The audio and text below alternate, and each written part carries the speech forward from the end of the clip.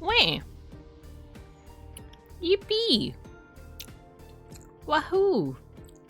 Hello, everyone. Hello, I am eating a pastry.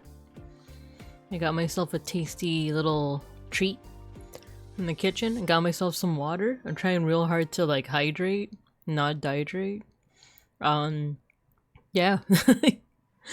I think I'm ready. I didn't do my vocal exercises though, but eh. Hello, I am eating a pastry. What kind of pastry? It has some kind of fruit in it. I think it's like an apple tart or something like that. My mother-in-law got it. They went to like a farmer's market or something the other day. And they had like chocolate cream puffs. The cream puffs did taste stale though. Like they didn't taste super fresh, but you know, it's a cream puff. Who doesn't, you know, unless you're lactose intolerant, like who doesn't like a cream puff? And then there was something else in the box that was like, it tastes like apple, I want to say. It has that like, you know, fruity texture when you have a pastry with like a fruity texture in it. But yeah, hello everyone. Hello, how you guys doing? Happy Monday. It's Monday. Usually I don't work at like a site or any. I usually work from home on Mondays, but today was different. So I'm a little tired.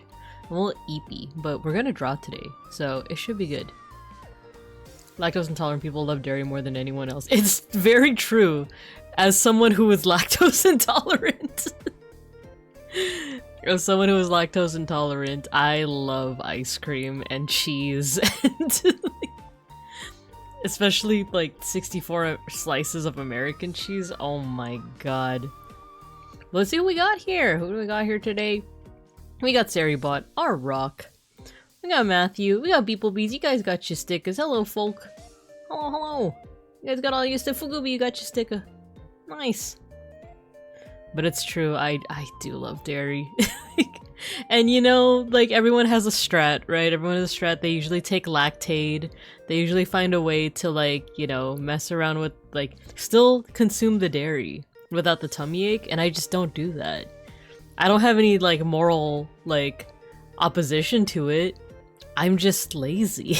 I I like every time I go to like my local like drugstore, convenience store, I just keep forgetting that that is an option, that I can get Lactaid. That I could just forego the pain and enjoy all the sweet treats of ice cream. And you know what? I have to go to my local drugstore anyway. Probably after work tomorrow. Maybe I need some make. I need to re-up on my makeup, and I only re-up on my makeup every like 5 years. So, because I only wear makeup like once or twice a week, unless it's like a special occasion. So like the makeup I've been using is like, I want to say 3 to 5 years old. You probably should throw it away by now, you know, but if it works, it works. If it doesn't smell weird, why not, you know? Even my roommate is like, just tank it. Yeah, that's exactly what I do. I just tank the hit, you know? I'm glad it isn't as intense. A friend of mine thought one of her organs failed, but she found out she's violently lactose intolerant. You know what? It like, you know, let me put my tracking on. I forgot to do that. I put on my tracking, then let's get to class. We'll talk a little bit more about lactose intolerance. Cause it really depends on like the dairy good. Let's get to class. Hello everyone, hello, it's me, Babinka Bear, your local Sun Bear art history teacher and educational streamer. And today we are drawing, we're gonna be drawing some dinosaurs. Those aren't dinosaurs on the screen, that's you guys. Stack them! I felt like stacking the cubs today. We're gonna be drawing some dinosaurs though. Now, actually, yeah, let me show you what I got so far. I haven't drawn anything, but I have my references up. I got some notes and everything. We're gonna be drawing some dinosaurs today. But before we do that, we gotta do our yaps. We gotta yap a little bit, you know? We gotta do our dailies. We gotta listen to Binny. I haven't listened to them in a minute, but if you don't know Binny, they're like a Filipino pop group. I've been digging them. Them and Alamat. Because I was listening to a lot of like J-pop recently. I was listening to like Ado, I was listening to Phantom Shita, and Atarashi Gakko, and I'm like, I wanna, let's listen to something else so that I don't get too tired of the J-pop, you know? We're so stacked! It's true. Listen, if I'm not breaking out, it's not expired. Exactly! Exactly!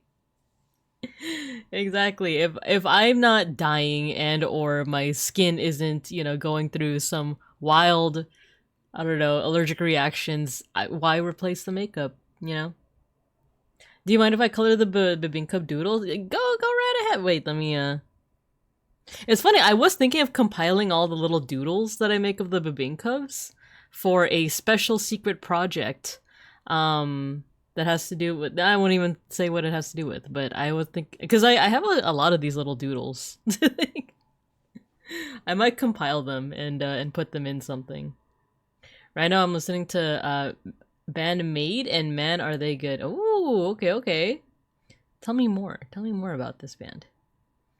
But yeah, Binka birthday project. No, like it's not the birthday project. I'll say that it's for an event that I've been yapping about recently.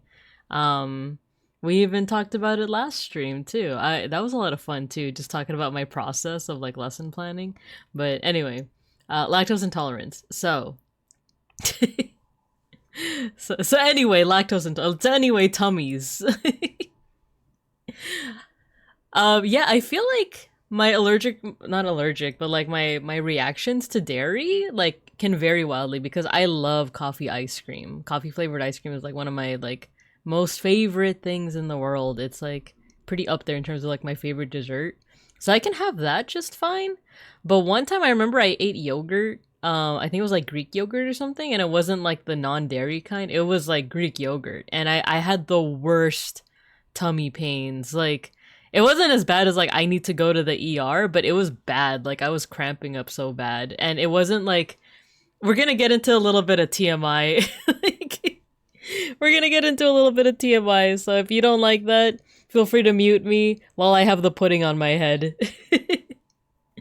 And then once you see that I don't have the pudding on my head anymore, you can unmute. But if you're lactose intolerant, the main thing is that like if you have dairy, you can have dairy, but your tummy's gonna hurt and you're gonna use the bathroom. But sometimes when you use the bathroom, like when you violently use the bathroom, like, then the tummy pains go away, right? Have you guys ever had that sensation before? Have you ever had that sensation of like, oh, I'm cramping so bad, I'm cramping, and then like you use the forest, and then suddenly it's all better, right? This was one of like the Greek yogurt thing was where like it was just cramping, like I didn't have to go use the bathroom at all. Like it was just like really bad cramps for like half of the day, and I was like, okay, I'm never doing that again. I'm never doing that again. But yeah, that's enough TMI. It's enough TMI. That allergy to grease, no!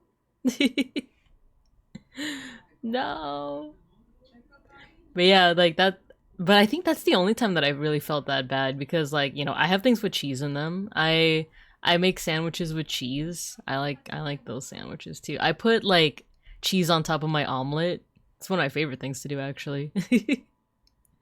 I actually haven't had coffee ice cream in a minute, but yeah. Proceeds to do it again next week. Yeah. Exactly. You guys know me too well. The event panel is just going to be locking a bunch of people in a room and showing a slideshow of all the bebinkups like a grandma. You see, this one is purple, and this one has egg. This one has a flan on top of their head, and this one has whiskers, and this one is strawberry flavored. Best panel ever. It's a hit at Offkai, you know. But yeah, so for now, so far so good. I'm not getting any bad reactions to any pastries that I've been eating. Texas sunburn, hello.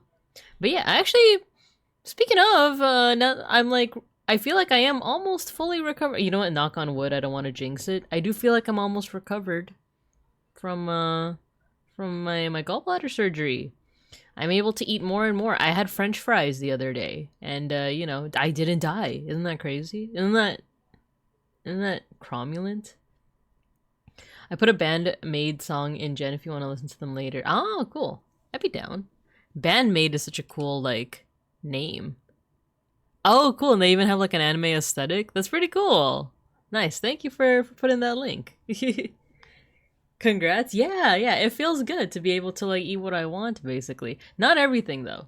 Like, not everything. I do feel like if I push it too much, there's a vegan place that me and Beans like to go to that has like they started doing like a vegetarian menu, and I started ordering their salmon spaghetti. I think I've talked about this before, but like it's really oily. That's the thing. It's really good, but it's really oily.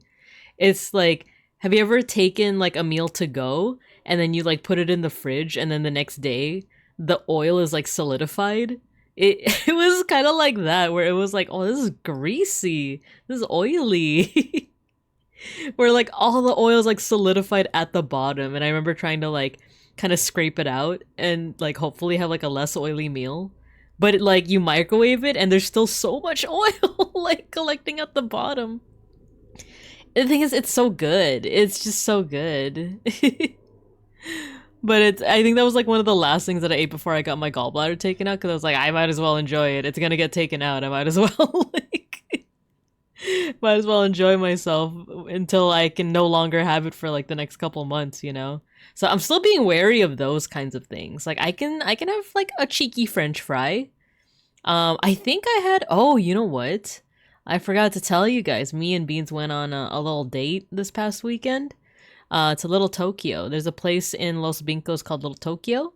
And on the way back, we decided to go to a place, I don't know if I should say the name, but it's basically McDonald's but vegan. It's a cool little, like, it's not a chain, it's just like one location in Los Vincos. But like on the way back from Little Tokyo, we went there. And basically it is just vegan McDonald's. It's kind of impressive. They even have like similar but not the same, because of copyright reasons, like branding as McDonald's. Like, you know, they got the red and yellow. And they even, like, the food even comes in cute little boxes that are kind of like Happy Meals, but they're not Happy Meals. They're not. But I had like French fries, and I had basically their version of a McChicken. And it was like so nostalgic. Like it wasn't a perfect 1-to-1 because vegan chicken still has a very distinctive texture to it. Rick Monalds. They should have named it that. Forever staining the plastic Tupperware. Yeah, exactly. I mean, eventually your body learns to cope. I'm eating pizza right now. Yeah, I remember you guys told me that like within a couple of months you can go back to eating whatever you want again. But still, you know, watch out. Don't just chug a gallon of oil or anything like that. Because then the American government's gonna come after you. But anyway. But I had a McChicken. I had a vegan McChicken. And I kind of miss it because back when I could eat meat, that was like my favorite thing off of the menu was like, you know, the skinny, limp, freaking McDonald's fries.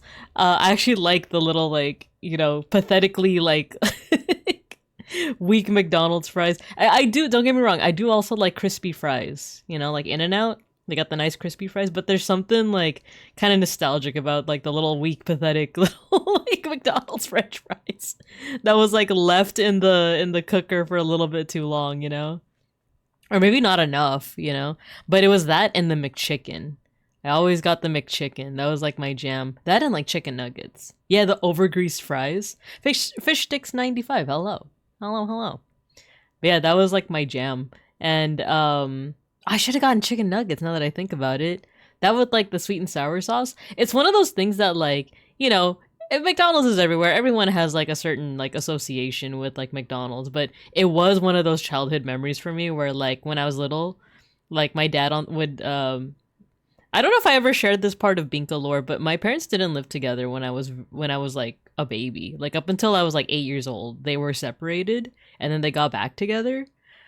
But like on the weekends my dad would have me. And he would, like, take me out to McDonald's. And, like, he would get me, like, the simplest little, like, chicken nugget meal. But I remember, like, eating that with, like, the sweet and sour sauce. I don't know. That just, like, sparks, like, childhood, like, cubhood memories for me. Are you still going pescatarian? Yeah, like, for as long as I can, I do want to, like, remain pescatarian.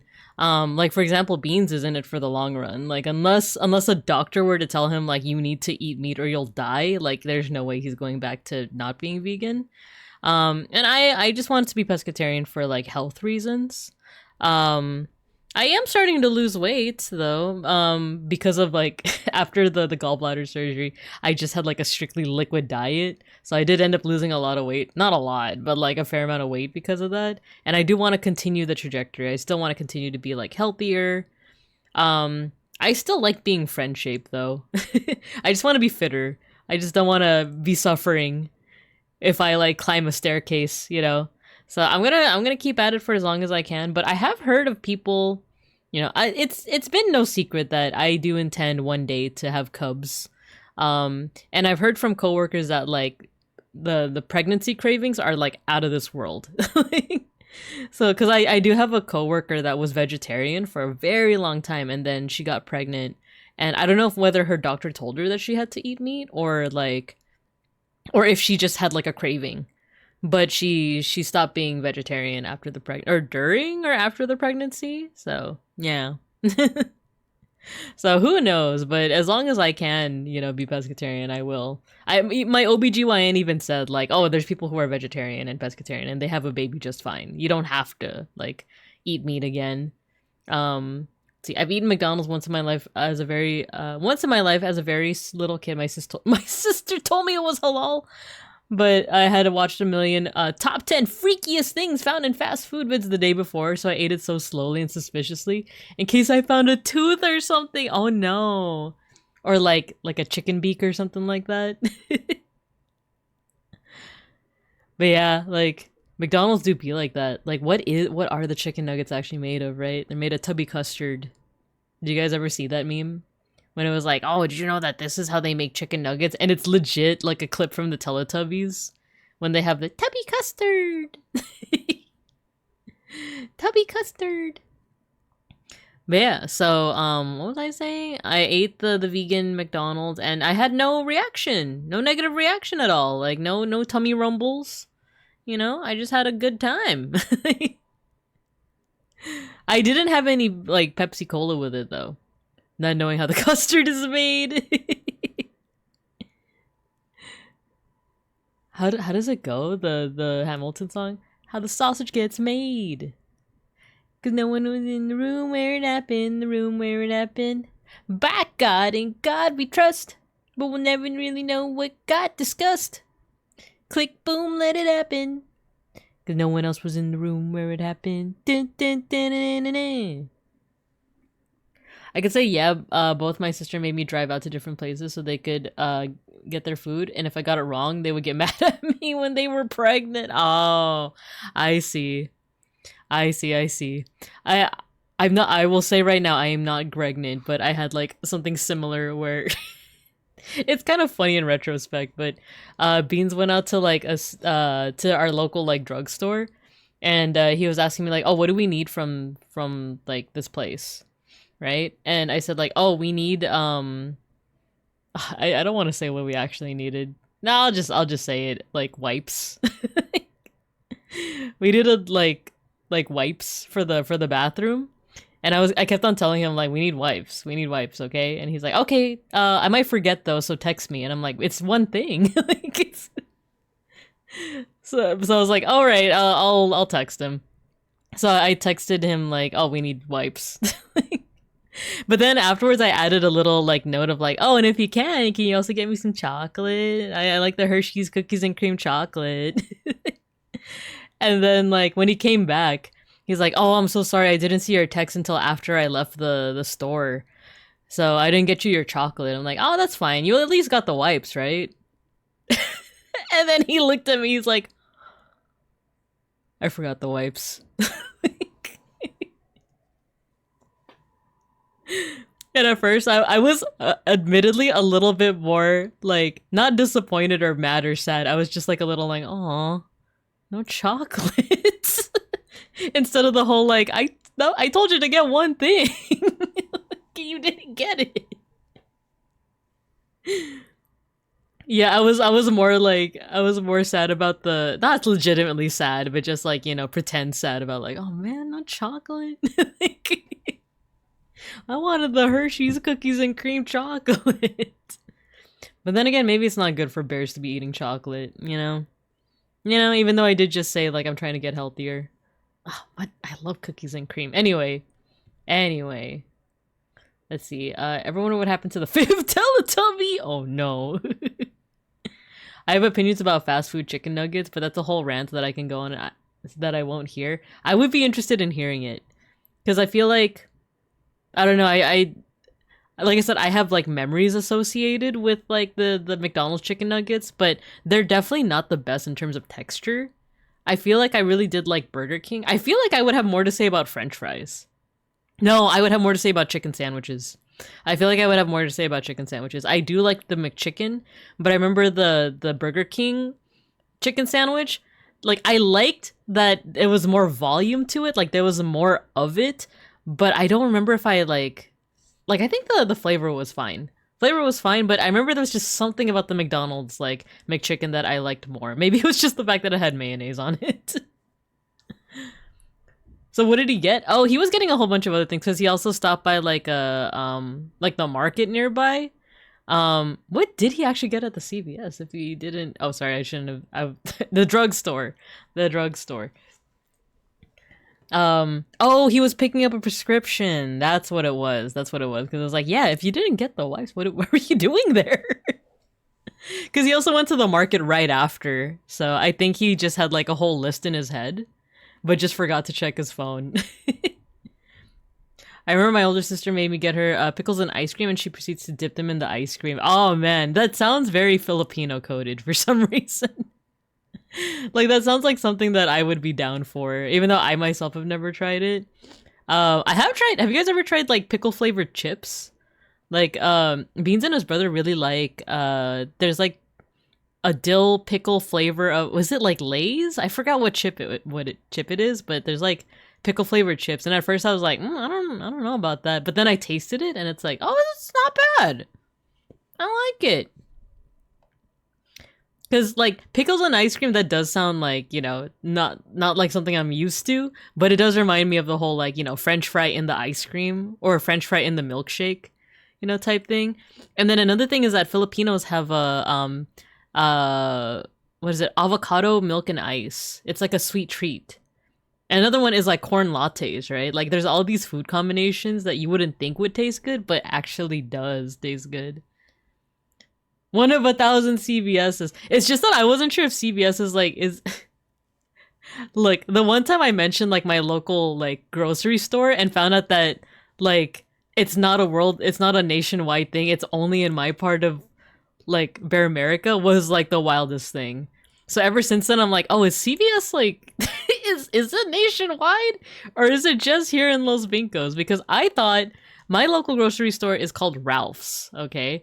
I thought everywhere had a Ralph's. I didn't know that was just like a California thing until like I think I mentioned it on stream and someone was like, "What's Ralph's?" And I'm like, "Oh."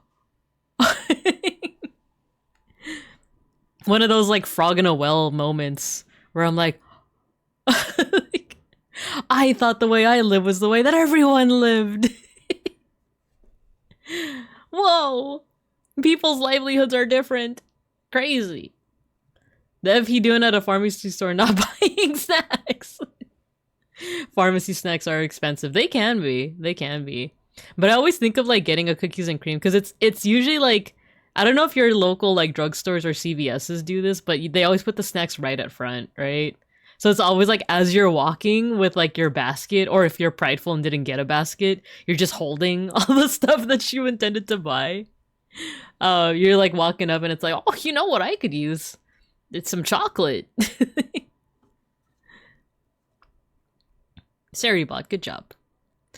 But yeah, like I always think of that when I think of, oh my gosh, what the? My SIRI activated. Oh, it's because I said Saribot. She crazy. She crazy like that. Oh, let me mute for a second.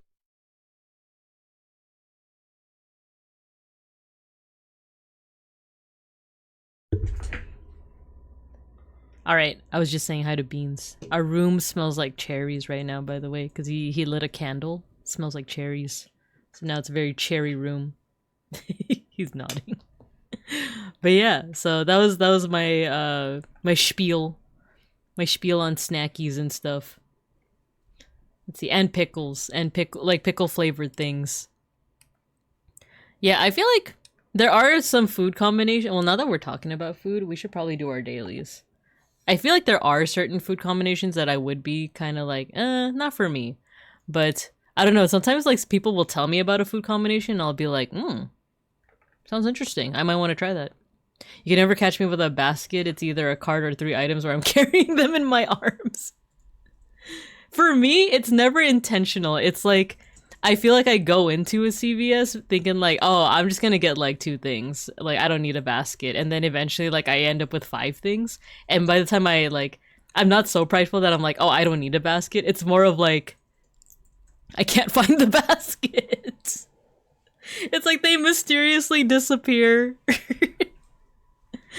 It's like the moment I need a basket is when like the whole stack just like disappears, right? And I don't want to have to go all the way to the front of the store there and like, because I feel like they do stack the baskets like right next to the exit, and I feel like if I go towards the exit with like my arms full of like 5 things, people like there's security there. The security's gonna think I'm stealing, and I just want to like avoid that whole thing. So I'm like, I guess I'm just holding all of these. I can't hold all these limes, you know. The baskets are like handcrafted to the most uncomfortable experience. That too. It's like, do you hold them at your waist? Do you hold them like with your arm, you know? And they're right by your feet. I know, it's like the thing that Filipino moms say where it's like, why are you looking with your mouth and not your eyes, you know? As in, why are you being like, where's the basket? Where's the thing? Instead of like looking for the thing you're looking for. But we're talking a lot about food. Let's do some food guesser, shall we? Let's guess some food. And then we'll do time guesser. And we're going in a different order. Is that a Bloody Mary? Vodka, clam juice. I don't know if I've ever had it with clam juice. Tomato juice, hot sauce, Worcester sauce, celery, salt, lime wedge, black pepper, celery stalk, pickled bean. Pickled bean. Interesting. This dish is a savory cocktail combining vodka, clamato juice, hot sauce, Worcester sauce. Isn't this a Bloody Mary? Well, the thing is, where did Bloody Marys come from? Is it UK? Is it US? Is it another country entirely, you know? I'm gonna start carrying the baskets on my head. That might be the best way, actually. I've seen other cultures do it. Why can't I do it? And what's the deal with shopping baskets? Alcoholic drinks are so deranged to me. What do you mean you're drinking clam juice? I don't know if I've ever had a Bloody Mary with clam juice before. I have had a Bloody Mary before, though. It was pretty good. It is a good breakfast drink, but that's only if you're, like, in Vegas, you know? Or you're, like, really hedonistic. If you're feeling really hedonistic that day, and you're just like, yeah, I wanna drink at 8 in the morning. Sure, why not? It's just a Monday, but food guessers telling me to drink up. Okay, where does the Bloody Mary come from? Is it UK? It's not. It's to the northwest, and it's cold. Is it Canada? It is! Oh, it's a Caesar. It's not a Bloody Mary. It's a Caesar. The Caesar is a cocktail originating from Canada. It was created by Walter Chell, a bartender at Calgary, Alberta. Creation coincided with the opening of a new Italian restaurant at the inn. Oh, okay, okay. Italian dish featuring clams and tomato sauce. Okay. Oh, here, there's a mention of Bloody Mary here. The Caesar's flavor profile is distinctive due to its unique combination of clam and tomato, settling it apart from the similar yet simpler Bloody Mary. Well, now I'm like curious as to where Bloody Mary actually came from, you know? Chug, chug, chug, chug. I did make that mistake before, not of like getting drunk, like on a Bloody Mary, but it was mimosas. I had my first experience of like this was like back in my 20s or mid-20s or something. I went to like it was like a gastropub, like a bar but also a restaurant. And it was like, it wasn't the morning. I want to say it was like in the like afternoon, like noon to like 2 p.m. kind of thing. And it was supposed to be just like a brunch type situation, right? It was just supposed to be like I was hanging out with like other alumni or something like that because we were all celebrating the fact that we were quote unquote old, even though we were just in our like mid-20s. And then we this restaurant just so happened to have bottomless mimosas, where it was basically just like, you know, endless mimosas for a set price. And I remember being like, "Oh, I like orange juice. Yeah, let's get the bottomless mimosas. Sure, I'll partake in that." And then I didn't realize, because I thought it was like, oh, if it's bottomless, that means that like, oh, the alcohol is like not that much per glass, right? That's what I thought. That it's like, oh, I could drink like 10 of these and it's gonna make me buzz. And oh my god, I've never been more wrong in my life. I've never been more wrong in my life. I remember by like, I was like, I finished one glass and I was already feeling it, but because we got bottomless mimosas, I was like, oh, I should at least drink the second glass, right? And then I wasn't even halfway through the second glass and I was like, guys, I think I'm drunk. I can't do this anymore. I can't do this anymore. So yeah, unless it's like a singular bloody or like half of a Bloody Mary, I don't think I can do breakfast drinks anymore. And I remember it wasn't even the kind of like, yeah, I'm drunk, woo! It was more of like, I want to go home. I want to go home. I'm tired. I'm sleepy. The room is spinning. You know what? I should have known this. They're gonna revoke my Canadian citizenship card. No. I got you a funny one. First time I ever drank wine, I chugged the glass and hated it. I proceeded to get a second one and also chug it since I thought the aftertaste was good. The day I learned, don't chug wine, drink slowly. Yeah, with wine. Well, I don't drink that much wine, but I guess it would also depend too on if. Well, no, it wouldn't depend. Well, all wine you should probably drink slowly. That's not like a chuggable drink, but. I have been to a party or two during my younger days where people were bringing around a bag of wine. It was a bag. I remember it being a bag, but it was white wine because it was one of those parties where it was like, you know, this person with like a bag of wine was just walking around to each room and being like, yeah, party, slap the bag, drink the wine. You know, God, the more I talk about like early 20s drinking stories, the more like insane it sounds. It's like, yeah, there was just like a random guy with like a bag of wine. He was telling us to slap it and then drink out of it. Yeah, you know. As one does. But anyway, next round. Ooh, this looks good. Octopus, olive oil, paprika, cornstarch, and potatoes. Boiled octopus sliced into medallions and seasoned with salt, paprika, and drizzles of olive oil. This seems Italian. This seems very like coastal Italy or coastal Spain, you know, like coastal Mediterranean in general. Shiopi, hello. We're guessing some food right now. I was sharing some early drinking stories. That's funny. Slap the bag, drink the wine. Yeah. So people were chugging, like, I don't know if I would say they were chugging it, but it was also white wine. So white wine is generally like a little bit sweeter, but I'm not much of a wine drinker at all. I'm the kind of drinker that I don't want to taste the alcohol. I would like a sweet treat, please. All right, let's try Italia. It's hard for me to type because my iPad's in front of me. Oh, we're warm. Okay. Let's say Spain. I did say that, like, I feel like this kind of like coastal meals I usually associate with Spain. There you go. Polvo a feira. Pulpo a la gallega. Ah, okay. Is a traditional Spanish dish that originates from the region of Galicia in northwestern Spain. Okay, nice. I'd be down for. Oh, it's cake. That's just like the kind of cake you would find in like any old bakery here in Los Bincos, isn't it? Egg whites, sugar, hazelnuts, flour, vanilla extract, butter, sweetened condensed milk, cocoa powder, chocolate, dark rum. Oh, I don't know if I've ever had it with dark rum. Candied fruit. Layers of airy meringue. Rich buttercream, hazelnuts or walnuts provide a delightful crunch. Ah, okay. I do see this a lot in like local bakeries. Would it just be US? But also, maybe, would it also be Mexico? Because a lot of these bakeries are run by like Hispanic families. Let's try US. Ice cold, okay. United Kingdom? Warm. Oh, Kiev cake. Isn't that just Ukraine? Yeah, because Kiev is the capital of Ukraine. Yeah, okay. Kiev cake, a popular dessert originating in Ukraine, is made up of multiple layers and is known for its distinctiveness. The cake consists primarily of meringue layers of dakois,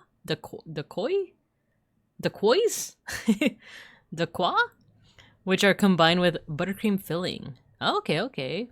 Originated in 1950s at the Karl Marx Confectionery Factory in Kiev. Oh, you guys can get real Karl Marx cakes. It really wants us to drink. Okay, that was tasty. Let me go ahead and put this in the daily games. Paste. And now let's do some time guesser. Shall we? We didn't even need to use the world map this time. Alright, let's see what we got here. Can be like, I bet you can't guess where this Washington, D.C. burger is from. Watch it be like, oh, it's actually from Oregon. Which that would still count as the US, right? But if it was something like Time Guesser. Because isn't that the whole thing? Okay, this is my thing with like, I keep sharing these little like food fun facts with Randon and he keeps thinking I'm lying. Because I told him the fun fact about like German cake, how like German cake isn't German. It's like made by an American guy whose last name is German. Mr. Rage, hello. We're playing Time Guesser. But I'm also ranting. Because there's a streamer that I watch and I was giving him some fun facts and he thinks I'm a McLiar. Because one of the fun facts I gave him was like, oh, did you know that Oreos are vegan? And he's like, what are you saying? You're lying to me. Because what about the cream, huh? And then if you look at the chat, everyone is like agreeing with me. Everyone's like, it's made out of like, I forgot what it's made out of, like vegetable oil or something like that. Like, everyone's agreeing with me and he isn't seeing it. And then I told him about the whole little fun fact that like, oh, do you know that German chocolate cake isn't German? It's just made by an American guy whose last name is literally German. I don't know his first name, but literally he's like, you know, John German or Alfred German. So it's an American cake. And he's like, that sounds fake. Like, first you tell me about the Oreos and now you tell me about the German cake. And French fries are Belgian. Yeah, I heard that too. We just gotta call them Belgian fries, not even freedom fries, right? But all right, let's play some time guesser. Let's try to guess where this is from. Black and white photo. They're like, is this? You think this is the first time that they had these like the car parking things? Naples, Athens, Hong Kong. Oh, these are like sister cities. Wait, I see something here. Rotter something bank. Could this be Germany? Wait, Pots something. It's too small. The font is too small. What does it say here? Airlines. This looks like, would it be like Italia Airlines, or am I just thinking too much about Italia? I bet you could get him to laugh if you called it German chocolate cake. That's a good idea. I should try that. Super DC-8 jet. Oh, it says Altalia? Altalia? Is that a duck? That's adorable. Yeah, I can't quite tell where this would be. I need some more like pieces of text. Everything's like a little bit hard to read. Also, maybe this is like a hint in terms of like how things are spelled, because it's not Naples like Naples, it's Naples, and instead of like Athens, it's Athens, right? So like what country, like a part of me wants to say German because this looks like it says Rotter something bank. It sounds German, right? So what if this is like Berlin in the, let's look at the cars.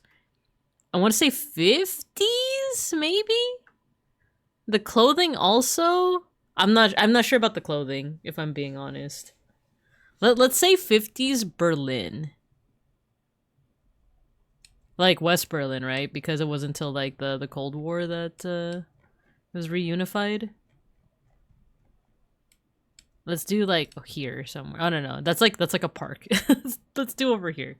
Mega Bronson, hello. I saw your message earlier, but I was on the clock. I was out of school, so I couldn't respond, but thank you for the compliments. I do want to like, if you ever want to like go through some of the stuff that I sent you, like through VC, I would be down. We just have to coordinate a time because this week's pretty busy. Let's make a guess. No! Oh, Rotterdam in... I was about to say Belgium. In, Netherlands. It was in the Netherlands. I think that may be a travel agency or something. Ah, okay. Oof. It's okay.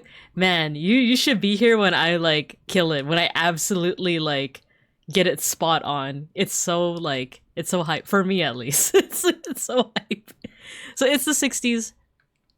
Newly installed parking meters in Amsterdam grabbing passerbys' attention during the mid-60s. Wouldn't it be passers-by? I remember like reading that for the first time in a book and being like, oh, that would be the plural for passerby. That's crazy. All right, next round. Okay, maybe we could do a little bit better with this. Atlantic, Hirsch. This looks kind of New York-y, but I don't know for sure. Let's see. Atlantic Salvage. Hirsch Canvas Products. Something about this feels kind of East Coast, right? Chicago? What do you see that makes you say Chicago? Is there like certain buildings here that are very Chicago? The clothing? The clothing and the cars. They're giving me more like 60s, 70s vibes. I'm just BSing. Oh my gosh. You're the end of me. It says Atlantic. I think that's part of it too. It's like, oh, Atlantic. What city borders the Atlantic? You know? Even though there's plenty. God willing. God willing, you're the end of me. You. Sorry, that probably blew out the mic. Let's say New York. 19... Do we want to go like a little late, like 1960s or 70s? New York City. Let's go here. Let's go 72. Oh, it's still the 50s? And it's in Maryland. Ah. Oh, interesting. Protest school desegregation following Brown versus Board of Education, reflecting wider resistance across parts of the U.S. to federally mandated racial integration in public schools. Interesting. Interesting. Ah, so it's Baltimore. At least we got the right coast. I mean, it did say Atlantic. All right. Oh, that flag, that is Nordic. That's either Iceland or that is Norway. I want to say Norway. Or is it? No, I think it is. I think that is Norway. Now I'm psyching myself out because the two flags are very similar. Like all the Nordic countries have the Nordic cross on their flag, but with Denmark and with Sweden, it's just like a single like cross and like another color. Like for example, Sweden is like IKEA colors, but here there's like three, right? There's like kind of three colors. There's like for Norway, I believe it's red followed by white followed by blue, but I always forget what the Icelandic flag looks like, and I think it's similar. You know what? I do allow myself one Google search per thing. Let's do that right now. One Google search. So let's look at the Icelandic flag. You know what? This is the Icelandic flag. So what's the Norwegian flag? Oh, Norwegian flag is opposite. It's blue in the center and red on the outer edges. So the only thing is it's in black and white. So, but it does look like this is the lighter like shade, right? So maybe this is Iceland. Oh yeah, let's look at the vehicles. These are all carriages with horses, so maybe this is early 1900s? And this definitely isn't the fashion of like the 1920s, but then again, the fashion we were looking at was like mostly in like the West. So taking your way. Bakun, hearts racing with you. Oh, because of the haunts. No, I guess you could say that Icelandic. Twas the style at the time. I put an onion on my belt. Let's say Reykjavik. Let's say Reykjavik in the 1906. Horts. Let's see. Spot on. No, it freaking was the Norwegian flag. Oh my gosh. It was the Norwegian flag. But we got the right year. We got the right year though. We got the right year because for me it was the fashion and the lack of cars. When someone once saw someone putting an onion in their sock. It was the style at the time, you see. Ain't Norway! I'm pinning that. Ain't Norway! I can't believe it. It was Norway. This just keeps happening. This just keeps happening when it comes to like the Nordic countries. When you think it's Oslo, it's actually Stockholm. When you think it's Stockholm, it's Copenhagen. And when you think it's Copenhagen, it's Oslo. And when you think it's Reykjavik, it's actually Oslo. I feel like this is the second time I thought that it was Reykjavik. And it was actually Oslo. That's obviously you're spot on. I've been practicing. Because you haven't been here, I should update you. I've actively been trying to like get better at this game by learning about different fashion from various decades, but also different cars. So I can now kind of sort of identify cars up to the 1910s and only of the 1910s. Anything after that is like, oh, I don't know. It's got four wheels, you know? It's probably after the 1920s. What dark magic have you acquired? Also, Peck School, hello. Yeah, oh my god, Peck School, yes. Norway got me again. I thought it was Reykjavik. I keep psyching myself out when it comes to the flags. It's like, oh, maybe it is Iceland this time. And it's never Iceland. It's never Iceland. Keep your secrets? Fine, I sold my cheeseburger to the Shadow Realm. Never my soul, though. Just my cheeseburger. Little Norway. Alright, round 4. Ooh, black and white. Okay. I mean, not black and white, color photo. That's the flag of Brazil over there. So maybe this is Brazil. We got some smartphones. So 2010s or 2020s. Unfortunately, we can't see the number of lenses, right? Any famous figures? Yeah, look at this. We got the flag of Brazil. Why Brazil? Oh, wait, but there's another... is that supposed to be a flag, or is that just like... You know, is that just like a coat of arms type flag? Let's see. Vai Brasil! Big Hamland. I mean, the photo does contain black and white. Yeah, that's true. Vai, not Viva. That's Espanol. Vai Brasil. I mean, I'm starting to psych myself out though, because I see another flag over here, and it's like, oh, what if it's like the Brazilian, like, I don't know, like government officials visiting another country, right? But I don't know, would Time Guesser do such a thing? They already got me once with the Norway. Let's do Brazil. The only thing is, where in Brazil? Would it be... Brazil's a big place. Sao Paulo? Buenos Aires? Rio? You know? There's lots of possibilities.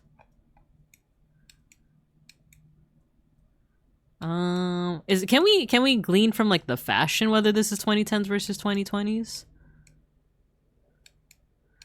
They're wearing like suits. Because I feel like sometimes you could tell like off of hairstyles and stuff whether or not it's 2010s or 2020s. Everyone's wearing hats. Let's say 2020s. Let's say 2020s Brazil. Do we want to do Rio? Okay, what is actually the capital of Brazil? Is it Sao Paulo or Rio, or is it Brasilia? I legit don't know, because it's one of those things where like I feel like it's like Brasilia is the actual capital, but like Rio is bigger, you know? Because it's like it's Brasilia. That's what I thought, right? That's what I thought, because. But everyone talks about Rio. It's like, you know, LA and New York are not the capital of the US, nor their respective states. The capital of New York State is not New York City. It's Albany. Oh wait, is it Albany? I don't know. Someone correct me. And the capital of California is not LA. It's Sacramento, you know?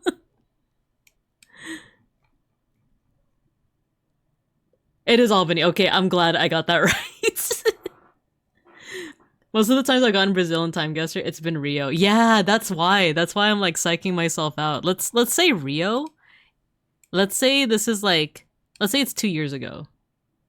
Nobody knows the capital of Nevada. Of course it's Vegas. Like, even Nevadans. Oh, it was Brasilia. Dang it. It was Brasilia. But I was only a year off, so it is 2020s. We got the right country. Given that it is a big country, this is still good. 1 year off is wild. Yeah, like, I feel like to differentiate 2010s and 2020s, like, I feel like the phones are bigger 2020s, and then the biggest tip-off is if people are wearing masks. Because then that, like, zeroes it down to, like, either 2020 or more realistically 2021. Because 2020, no one was outside, right? So 2021, like, is usually, like, if you see a mask, it's 2021. Or, like, the early half of, like, 2022, depending on the country. And then, like, after that, no one cares about mask mandates, I guess. So you have to go off, like, the size of phones and in some ways, like, fashion or hair. Trying to think of what else. If you see, like, a Cybertruck, you know, that's probably 2020s. Gallahughes, hello. Capital of Texas isn't Dallas. Yeah, exactly. Also, I am curious, folk. I know you just said that even Nevadans don't know the capital of Nevada, but what is the capital of Nevada? I know the capital of Pennsylvania. It's Harrisburg. I know it because of my mnemonic devices. 2023, this pic is ancient. I know, right? Carson City. That's funny because California also has a Carson. Not Daily. Not Carson Daily. This is Japan. This is straight up Japan. Like you could clock it by like the design, the kimonos. There's katakana. The fashion though, the fashion. We know that this has to be at least 1900s because that's as far as the bar goes, right? So let's see, because this looks rural, so maybe it's not Tokyo, right? Rio doesn't count. It's on the complete opposite side of the state from Vegas, where everyone actually lives. Yeah, black and white photo. This looks pretty rural, but it could just be early Tokyo, right? If only I could read some of this. Nin something? Ninbun? Ninfun? I can't read it. I can only read hiragana, katakana. This is Hiko. Or it looks like Hiko. Maybe it's, I think it's Kohi? Kohiko?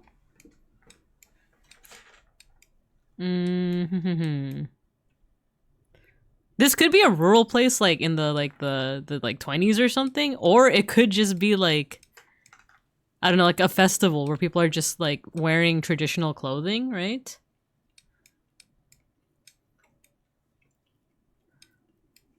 The fashion looks like it's kind of deceptive because like there are folks in kimonos, but people still wear kimonos like for festivals and stuff. Teacher, I'm sorry to part from this class, but them burgers don't flip themselves. Godspeed, soldier. Godspeed. Part of me wants to say like 1920s, but this might be later. This might actually be like 1960s. I don't know, like all the guys in like suits, you know, there's something like a little bit more contemporary about it. Same with like the photo quality. Do we want to say 60s? And I don't know if this would be Tokyo. It might be another place like Osaka. Let's say Osaka, 1960s. It was Tokyo, and it was 1950. Okay. A shrine procession moving through Kanda district of post-war Tokyo during an annual festival to ward off evil spirits. Ah, okay, okay. Not too bad, though. Not too bad. Share results. And then let me see what you guys are saying. Paste. Let's see. That reminds me, there was a street near where I grew up with a name people had trouble pronouncing. Can you say Rural Road without trying to sound like Scooby-Doo? Rural Raggy. Rural Road. Rural Road. Rural Road. Rural Road. I heard that, like... oh, and then what did Pexco say? It's written backwards. That's pre-war. Oh, it turned out to be after the war, but still, I wish I stuck with my gut and just said Tokyo. So I heard that like when British people try to imitate the American accent, even if they have like a really good accent, the way that you can like still figure out if they're like faking their accent is having them say the phrase horror story. Horror story. Because they'll say something like horror story. Like, they won't say the last R. You know, because, like, I guess that's just, like, an American accent thing. Or maybe Canadian, too. But, like horror story. But, of course, if you say it too fast, it sounds like horror story. But you know what I mean? Like, they say, like, oh, horror story. It's a horror... It's a might big horror story, it is. But Americans will say, like, horror story. Yes, squirrel, too. Same with, like, French people. Like, apparently the word squirrel trips them up. Squirrel!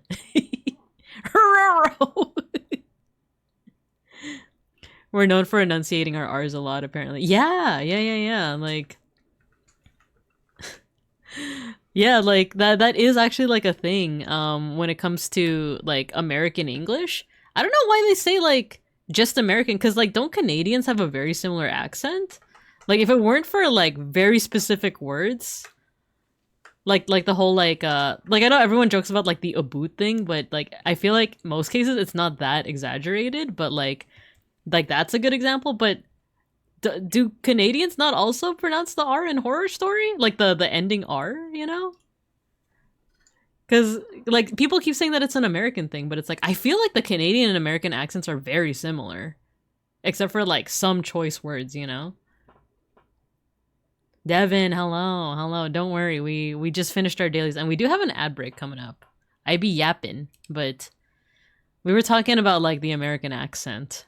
All the lovely things about the American accent. But I should probably let's go to oh, there we go. There's the ad break. I'll see you guys in 3 minutes.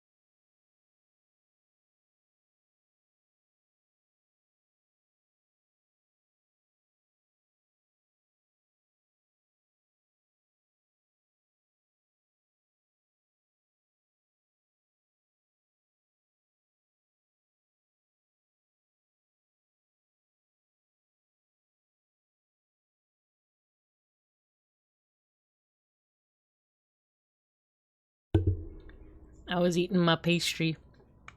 Was that already 3 minutes? That feels like it wasn't 3 minutes, but maybe it's because I was watching the Toronto SpongeBob man. But hello, we're back. Devin, you got your sticker. No, I don't have an accent. We all have accents. We all have accents. She stares at us. She's just standing there menacingly.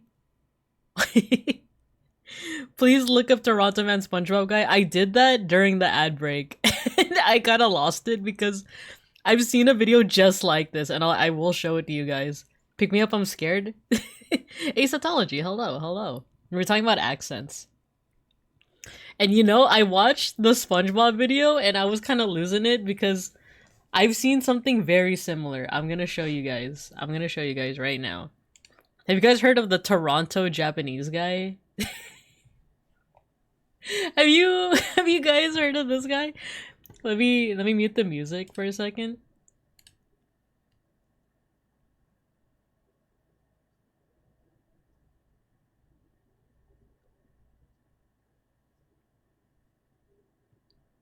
Oh, it wasn't this one.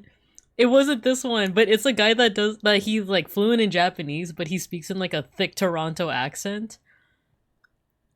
Oh my gosh, I need to find it again. It was one where it was like, oh man, that's a something and a han, man. Toronto Japanese.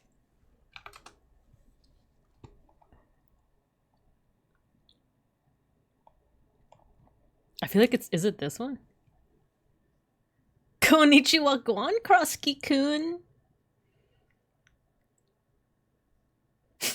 The way he says waist youth.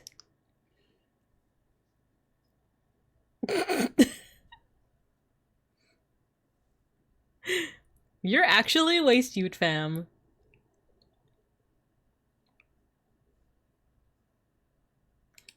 He does the up talk. He does the waist youth.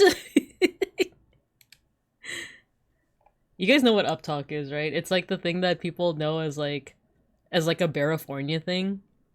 It actually originates from a very specific part of Barifornia called the San Bernardo Valley. It's the Valley Girl accent. But up talk is like when you I think I actually do it every so often. It's when every end of sentence sounds like a question. What's up talk? And nothing much. What's up with you? But it's like, I don't know, give me a sentence. Your neutral face somehow perfectly encapsulates the look of a teacher taking me to the counselor's office. So let's say that I take what Galahue said and I say like, your neutral Yahoo Answers dialect something buddy. Thank you for the 12 months. Yo. Now you know what? Let's take what beeplebees said. The mom come pick me up, I'm scared. Up talk would be, mom come pick me up, I'm scared. I'm scared. I feel like I hear people like talk like that all the time. I'm gonna call him out right now, and he's chilling on the bed behind me. But sometimes I hear Bean saying it when he's like playing Overwatch, and he'll be like, he's like, "I'm slept, I'm sleepy, I'm a baby, I'm baby."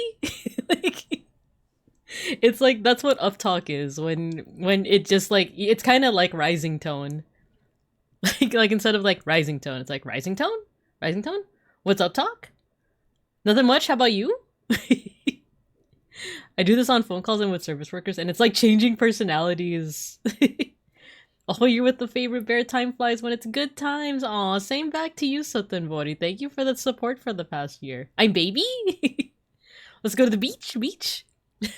Hey guys, who am I? Who am I? Let's go to the beach. Beach. Want to go to the beach? Ninky Minjaj. God. Throwing COD callouts to sleep.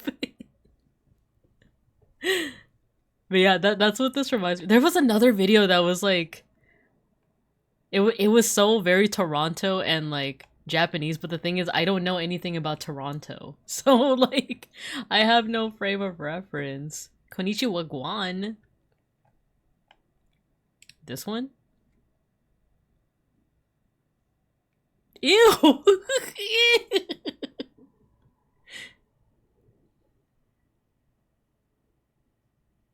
Or nah.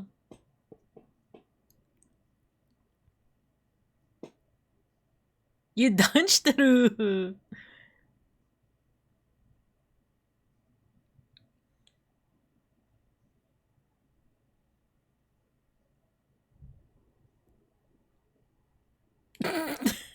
Are you dumb?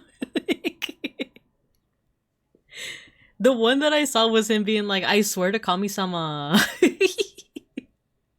Ninky Minjaj. Alright, we gotta do some art. We can't keep talking about accents as much as I want to talk about. Are you dumb is so accurate. Are you dumb? Okay, one more, but it was because I saw like a good one about like the California accent. And it was like, oh, I don't know if you know, is there such a thing as like a California accent other than like the like stereotypical Valley Girl accent of like, oh my gosh, you know, like, you know. And then I watched this video and I'm like, oh. I won't play the whole thing, but I will link it to you guys. Californians don't have accents. After you watch this video, you're gonna notice it.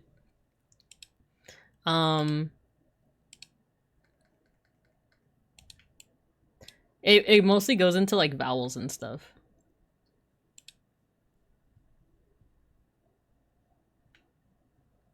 I'm gonna skip here.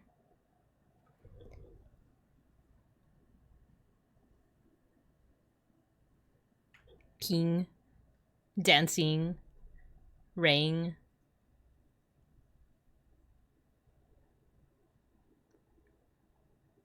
Air. Realm. I don't know if these are like super like after I watched this video, I like listened to like my own VODs and I was like, do I have this? Do I actually have this? Accents are for foreigners, I'm not foreign. Loud incorrect buzzer. Loud incorrect buzzer noise.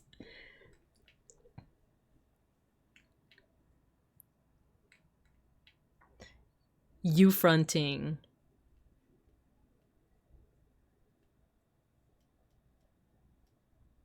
Oh, we're getting closer to French. Oh no. Oh no. Ooh. Ooh.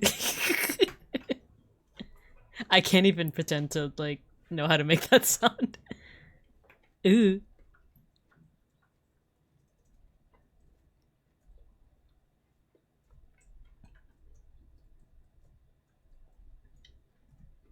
Dude.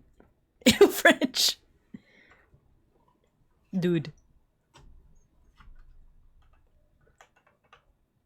Of course, I can't say this right now because like by watching this video, it's automatically influencing how I would talk. So you have to kind of catch it in the wild.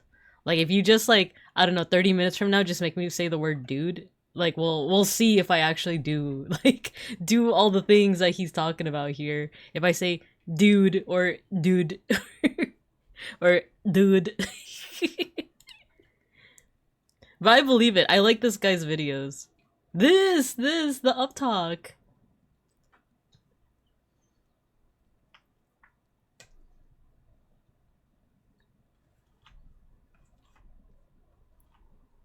I'm looking forward to hosting the party. And I'm cooking all the food.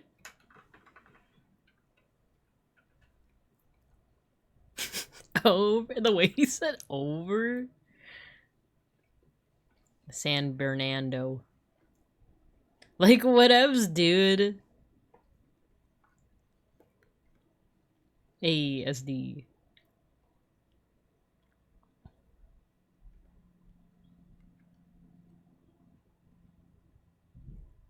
Oh, wait, that makes sense. Cause yeah, it is a way to kind of like signal that like I'm gonna keep talking. The person is so monotone it's hard to get their point across. I like it. I feel like I didn't notice the monotoneness as much. I don't know. Maybe it's because it was right after he was doing the uptalk. But I also just watch a lot of oh, it's Ling Otter. I didn't even realize. I actually watch his shorts all the time. This is just like a linguistics guy. He has a cute, very cute like PNG where it's like a fish on top of his head. I like it. But different strokes for different folks and all that. So, we gotta draw. Let's put the music back on and let's draw. I want to draw some dinosaurs. Ling Otter and etymology guy make me hyper aware of my everyday speech. Yeah, I like a lot of the etymology like YouTubers because I like when they talk about specifically like recent, I guess, happenings in linguistics, like slang, right? My favorite is always this one video of like I forget if it's etymology guy or another like similar content creator, but talking about like which pieces of slang are gonna survive, like are gonna like become long-term uses, because like selfie used to be a piece of slang. But it's a useful term, so it became like a more permanent part, not permanent, but you know, like a more long-lasting like slang rather than like saying I don't know, like lit lit with it, you know. And oh my god, I just had an example. I was talking to Beans about it too. I'm trying to remember what it was. Oh, the phrase lock in. I was saying like I feel like that phrase is gonna last a little bit longer than say like, you know, skibbity toilet. Because the whole thing is like skibbity toilet is just a meme and memes have lifespans. But like lock in like is a phrase that could be somewhat useful. Because I remember there was a time where like I was getting into I used the term like throwing shade. I wasn't throwing shade, but I was using the term throwing shade a lot to the point where I forgot like what the alternative was of just like, oh, talking ish, you know, like trash talking and stuff like that. But there was a moment where I was like, oh, what's another way to say throwing shade? I think I was like trying to explain it to like a student. And I was like, oh, I don't remember what like the alternative was. But I don't know if people still do people still use the term throwing shade? Because I do feel like that's still like a useful term. Same with like locking in, right? As opposed to saying like, oh, I really have to focus on this. That's so cute. Draw my favorite dinosaur Jupitermon. No, that's hard, and it's human proportions. I'm not good at that. And plus, I already set up all my references and stuff. Today we're drawing dromaeosaurs. And I was gonna do troodontids, but after a while I was like, nah, there's so many dromaeosaurs. I'm gonna draw dromaeosaurs. Throwing shade didn't survive as long as yeah, spilling tea. That's another one. Yeah, I feel the same. I thought that like throwing shade, I think that one is starting to fall out. Like once in a blue moon I'll still hear people say it. But then again, I'm part of like a completely different like I don't know, like intended audience. You know, because I think a lot of these terms do originate from one, like black populations, right? Like a lot of slang like derives from that, and people always like forget to talk about that or credit them in that. But also a lot of them also come from queer spaces. And that's another thing that people conveniently forget. And sometimes it's from both like black queer spaces that a lot of the slang comes from, like RuPaul's Drag Race and stuff like that, right? Dromaeosaurs. Dromaeosaurs. But yeah, dromaeosaurs and troodontids. Let's get to drawing some dinosaurs, shall we? We can still talk about accents and stuff, but I wanna draw some dinos. But yeah, dromaeosaurs and troodontids are basically your velociraptors, your Utah raptors, your Deinonychuses. And troodontids are basically very similar but smaller. I have some notes here from a YouTube video I watched like about an hour ago. Or I guess 2 hours ago. But yeah, these are both like bird-like dinosaurs, and they're known for having a sickle. Oh, I guess I can't draw on here. They got their like toes, but they have one toe that like goes up like that, you know? Like let's say that's their like leg. I'm definitely not drawing it accurately, but just to illustrate a point. But yeah, they look like this. So we're gonna actually do the same thing that we did when we were drawing our early dinos. And we're gonna skin wrap them first, or shrink wrap them first. We're gonna try to draw as close to the skeleton as possible.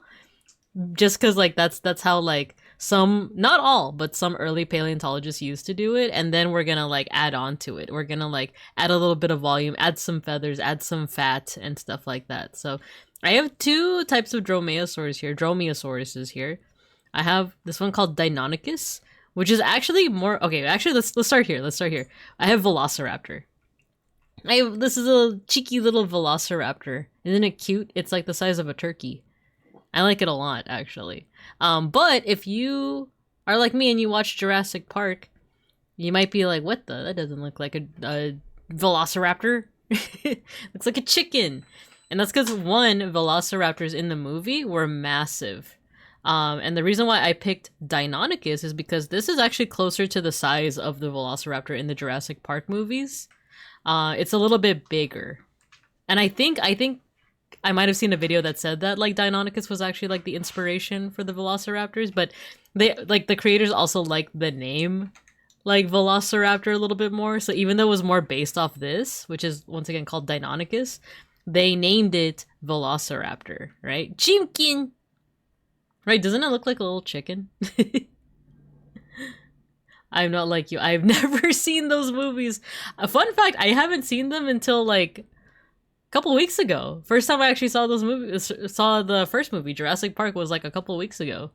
I want to say that I probably watched it as a kid too, but I didn't remember anything from it. Like, It's also very possible that I didn't watch it and all of my knowledge comes from like references to it, you know, like the infamous like clever girl, you know, that line.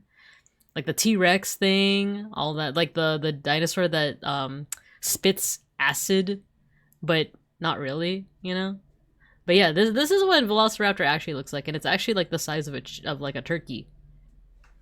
But this is Deinonychus, and it actually is like a lot bigger and a little bit bulkier as well. So these are two examples of what's called dromaeosaurs. And we'll also go a little bit over troodontids, but we're not going to actually draw any troodontids. But these are both bird-like dinosaurs, and they're both known for, like I said, they have that sickle claw on their toe. Can I? Oh, no. There we go. They're known for that sickle toe. Dromaeosaurs are usually bulkier than troodontids, so kind of like this. They're pretty bulky.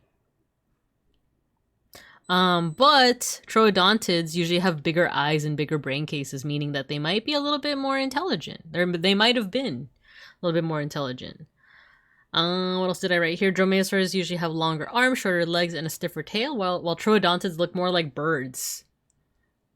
Owen, hello. Hello. We're talking about dinosaurs. We were talking about accents earlier, but now we're talking about dinosaurs. Hello, welcome. Welcome, mechanics. How you guys doing? Thank you for the raid. How was Ace Combat 7? Skies Unknown. How was that? Let me know how you enjoyed it. Hello, mechanics. Hello. It's me, Babinka Bear, your local Sunbear art history teacher and educational streamer, and today we're talking about dinosaurs. Can dinosaurs do uptalk? that is like a point of conversation, right? Can dinosaurs do uptalk? I'm drawing dromaeosaurs. We're talking about Velociraptor, but before this we were talking about uptalk, which is kind of like a certain quality that you see in certain Californian accents, where everything sounds like it's ending with a question. Hello, Real Kayla Gala. Hello, Sparkly Rays Cat Raid. Open the door. Get on the floor. It's fun. Oh wait, do the dinosaur. I was like, wait, I know this reference. It's fun. It's very pretty. Weird story, but that's expected for Ace Combat. Can dinosaurs make a beefy 5-layer? With opposable thumbs, maybe. Maybe. Do they still speak like that in the valley? I don't go into the valley that often, but I feel like everyone more or less has like a very generic LA accent in terms of like, I feel like the most noticeable thing that could make someone say like, oh, Bubinka is from California is the extensive use of the word like both as a filler and as a, I'm trying very hard not to say it right now. The mythical valley girl. But it's not even just using it as a filler, it's using it when you're like, say you're referring to someone else speaking, right? When it's like, oh, I was talking to Owen the other day and he was like, you can actually run black and white if you do this. Like instead of being like, I just said it right there. Instead of oh, Owen said this to me, it's like, oh, and then he was like, but then I was like, but then he was like this. But then there's also the use of like as a filler. She said the thing. the use of like as a filler, right? Of like that. Like for example, let me just try to like read a phrase of like, oh, dromaeosaurs are bird-like dinosaurs with a sickle claw on the second toe. So like, you know, you could see that they have like a second toe that is a little bit curvier than the other. You know, like.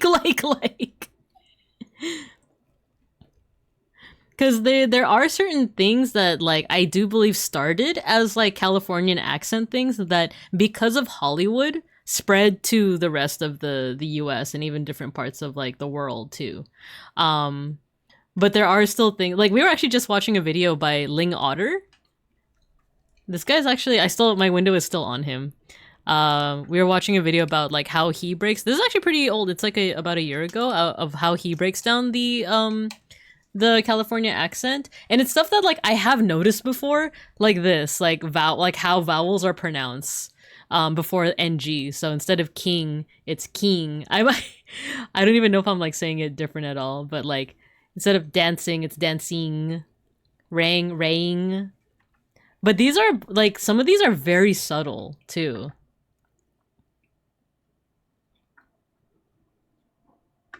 Like ram, like that I feel like is totally a thing that I have noticed, but like I wouldn't have been able to point it out until watching this video, you know?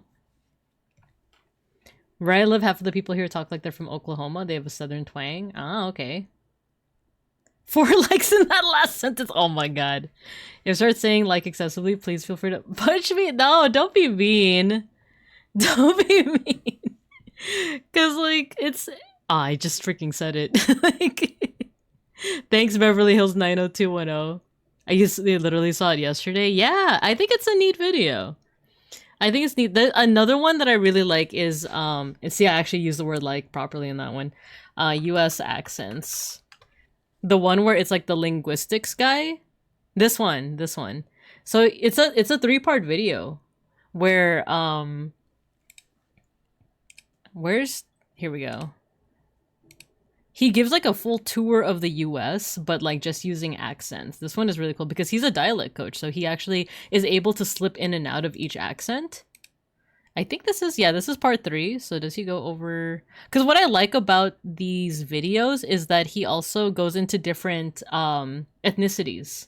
Because like even if 2 people grew up in, let's say, California, but one of them is white and the other is Chicano and the other is like black, they might still have like radically different accents. Not radically different, but like but like there's certain things like he talks about like the surfer accent here. Excellent. And he uses a lot of clips to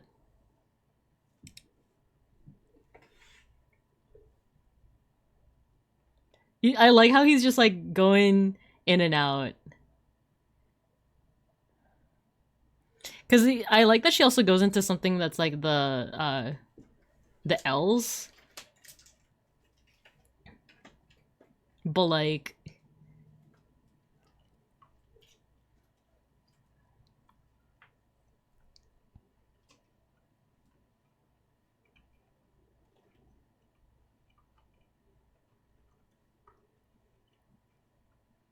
Erden lamp.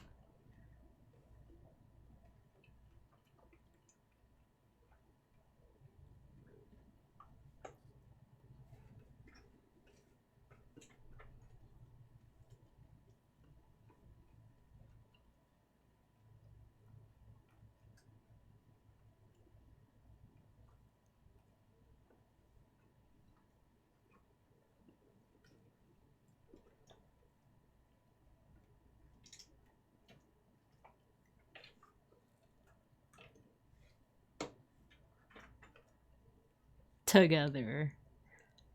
Today.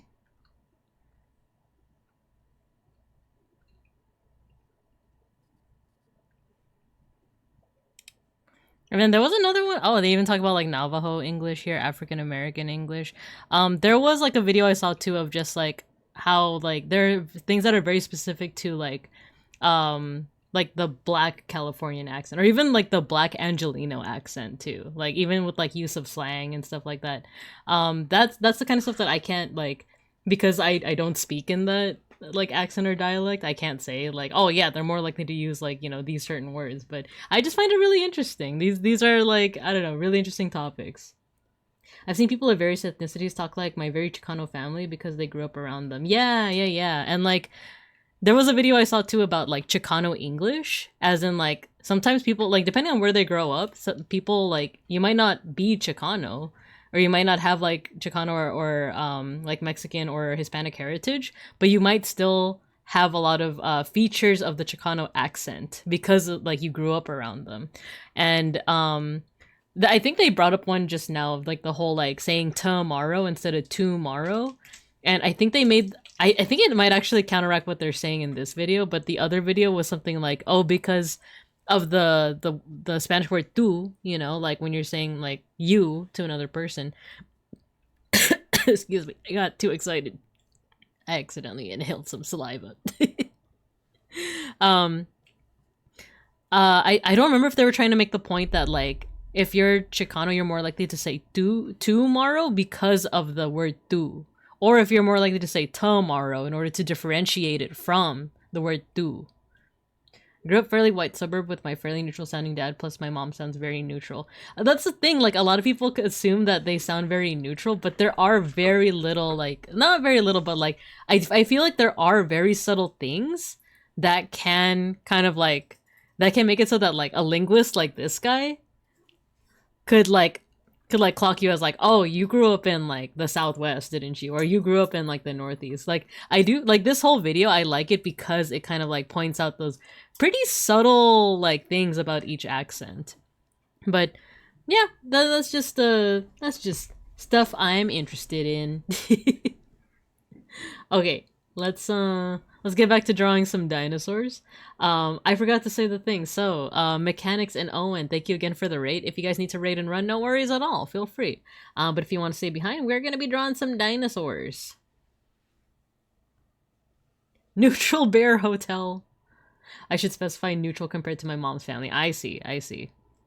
But okay, so let's draw some dinosaurs. We have here Deinonychus, which is like a big dromaeosaur that is more accurate to like when you watch like Jurassic Park, for example. The velociraptors are closer in size to these guys than they are to actual velociraptors, which look like these guys. And these are the actual velociraptors, and of course this is just like one version of like a recreation of velociraptors. I think there actually have been studies that show like what kind of, they're called like melanosomes, are in the feathers of certain dinosaurs, and for some dinosaurs you can actually tell exactly what color they were when they were alive. And there are some that have like an iridescent, kind of like black iridescent color, similar to like if you've ever seen like an oil in water, you know, it has that weird like rainbow effect. That's what I mean by like black iridescent. So yeah, I think that's pretty cool. Because you see it in like pigeon feathers nowadays, and I think crows in a way as well. There's a side mission in Red Dead Redemption 2 where you travel across the country to find dino bones. In the end, the archaeologists built a giant centaur thing out of them. That reminds me of wasn't the Pokemon that's set in like essentially London, like their version of London. They have like a kind of like a nod to like the controversial ways of like early paleontologists, in that some of the Pokemon are very obviously like not properly put together. It's like very obviously like the like four arms of a completely different dinosaur Pokemon.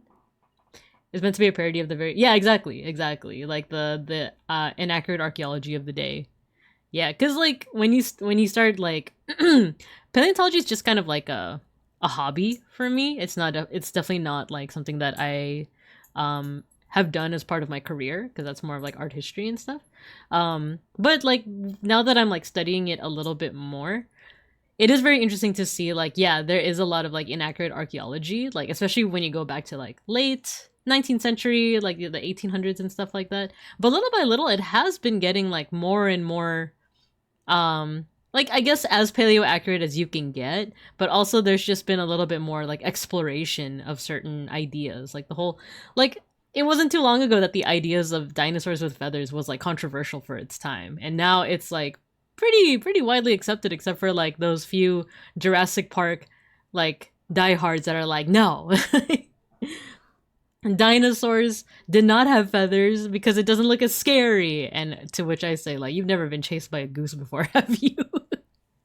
And granted, that doesn't mean that every dinosaur had feathers. Of course, like ceratopsians didn't have them, iguanodons and ornithopods and stuff like that didn't have them. But stuff like this guy, Velociraptor, we have pretty solid evidence that like a lot of dromaeosaurs and even baby tyrannosaurs had feathers.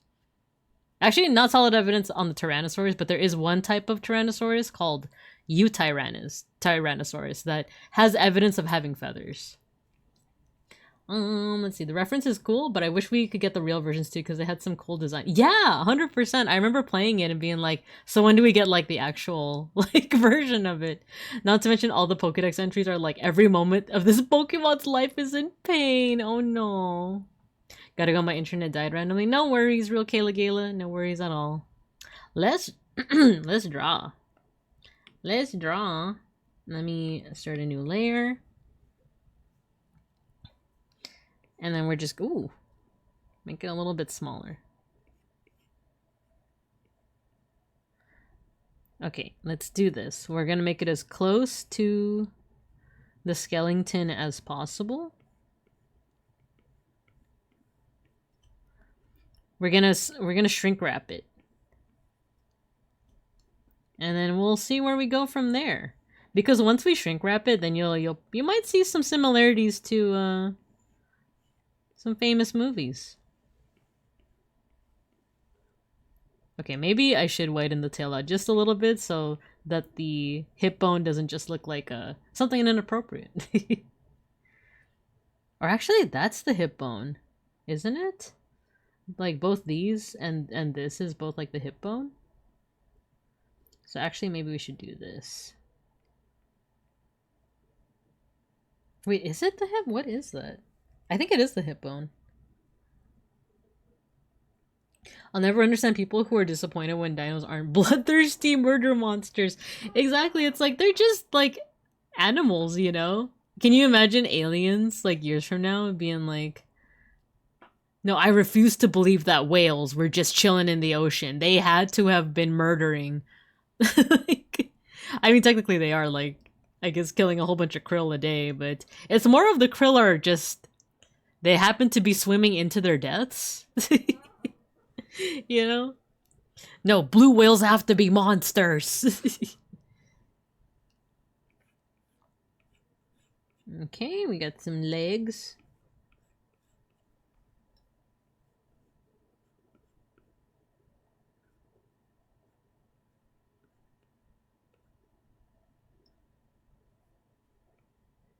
And we got the back leg here.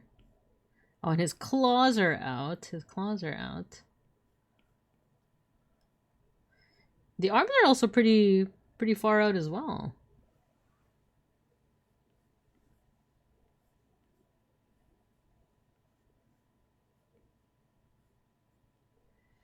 Alright, let's move this. Over here, we'll change the color. Ah, would you look at that?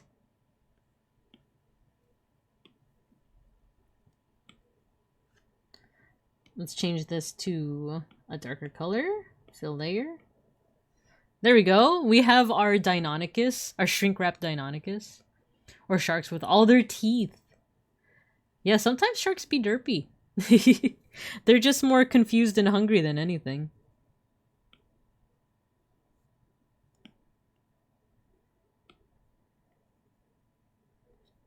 We'll make the eye, like, chill. Look at that. I'll make this smaller for the teeth. Alright, let's see how this compares to this, like, recreation of a Deinonychus. So as you can see, the neck should be a little bit bulkier. And it's not quite a beak that they have, but I do kind of like the interesting transition between, like, I guess the front of their, like, nose to, like, the rest of their body where, like, the feathers start popping in. It's kind of almost like, if you look closely at this guy and you replace, like, the front of his nose with, like, a beak, you could, like, this would look like a hawk, right? Now I'm confused about that bone below the hip. I was also kind of confused about it, I'm not gonna lie. Yeah, because, like, I think this is the hip, right? Like, this part right here?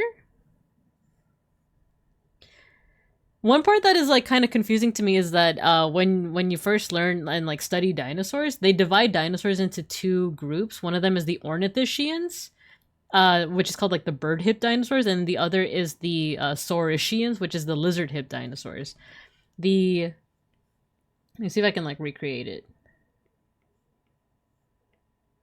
So in lizard hip dinosaurs, their hips look like this, with, like, one of the bones pointing this way and another bone pointing this way. But for the bird hip dinosaurs, both those parts are pointing to the back, like this. So that's bird hip. So this is starting to look more like it's, like, actually a bird hip dinosaur, but the thing is, this isn't a bird hip dinosaur. This is a lizard hip dinosaur. And one of the most confusing things is that birds actually evolved from the dinosaurs that we're lizard hipped. It kind of looks like a, yeah. That's also why I'm like confused. It's like, but that, huh? All right, let's improve on our dino here. First of all, let's add a little bit more of like a big old neck. And we'll also add a little bit more volume around the head.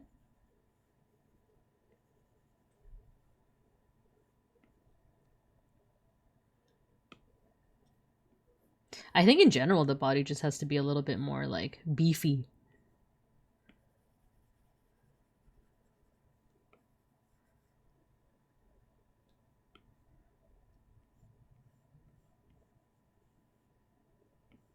We need a beefier neck, definitely, and just like a beefier body.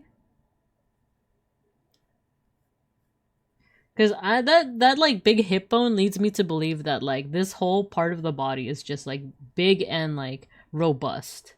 So even the tail should probably like come up like that.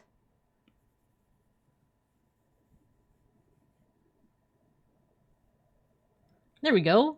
That looks more like a creature, right? Is that a baculum you got there? And then let's see, how do the legs look here? You know what? They kind of look like chicken legs. What's up, chicken legs? So let's put a little bit more like fat here. And then how does it look? It's almost like he's wearing pants. Deep cuts. What's up, chicken legs?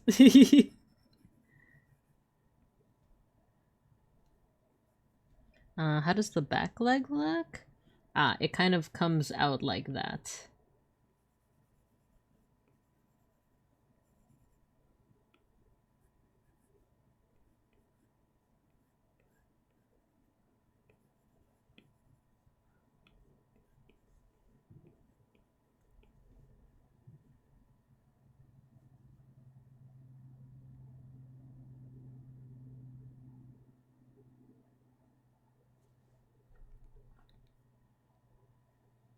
Okay, we got the beefy leg.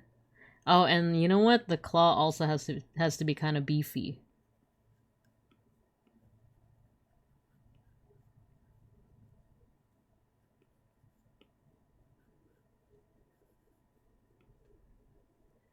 How do I do those claws? How do I do those like big like claws like that?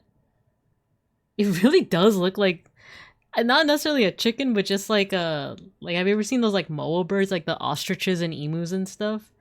It's basically a chicken leg, but like really beefy. I know I keep on saying beefy, but like I don't know.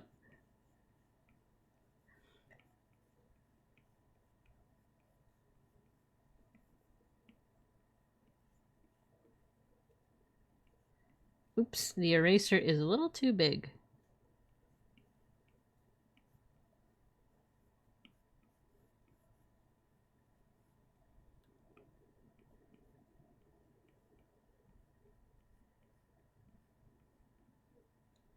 How does the rest of the foot look? Oh. Oh, the foot should be bigger because the toes are kind of like attaching to it. And then same for the leg. The only thing is the back leg kind of disappeared because we made the belly a little bit bigger. So let me actually put it back over here. Oh, did I accidentally make it smaller?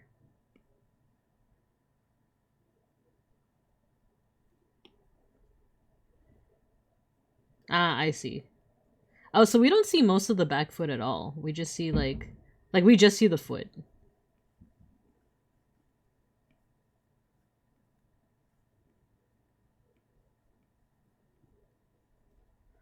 Okay, let's put this back. What about the arms? We need the arms to be a little bit bigger as well. Oh, and they need to have feathers. That's another big thing. But steel's heavier than feathers. But about a kilogram. Okay, so this is one thing that I probably should learn how to draw if I'm gonna keep on drawing dinosaurs, and that's actually feathers. So let's actually copy a little bit of this wing design right now.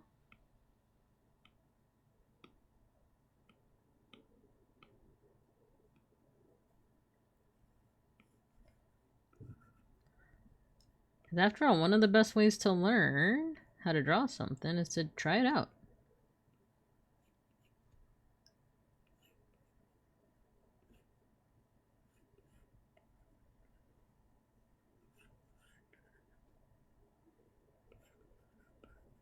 I'm just gonna start with like some general shapes, and then I'm gonna refine it a little bit. But it does seem like the feathers have like kind of 2 to 3 sections. Kind of like that.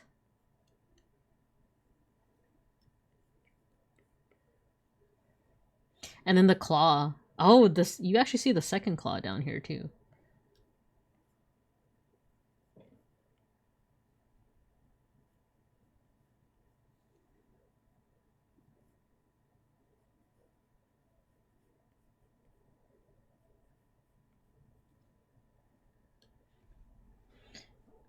Okay, now for the like actual feathers. Seems like they come up like this, like in an arc. And then if I want to like individually draw them, feels like I would do like kind of these like just lines down and then like curve up. And then it seems like they are a little bit darker more towards the tip.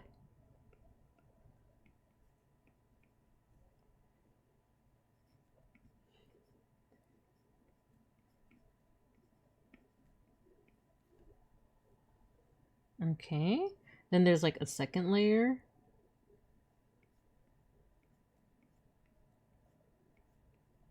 I think it would be like worth it if I wanted to learn how to draw dinosaurs more, to learn there are plenty of diagrams that show like the structure of the wing, right?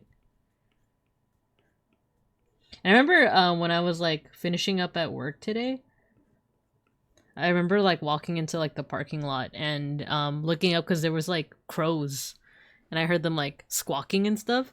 And I was watching them just like fly around, and their wings actually do look like hands if you like look closely enough.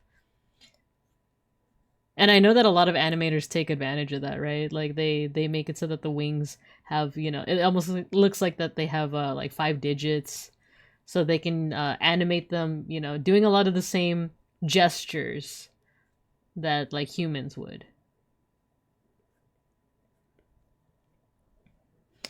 Okie dokie. Oh yeah, let's have a little bit darker near the tip.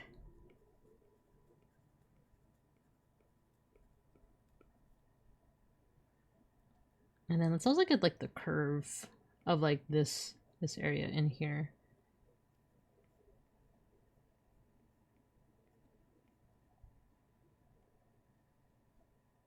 Oh, one thing that I'm missing is like to really make this curve convincing, I would have to reduce like these have to look smaller.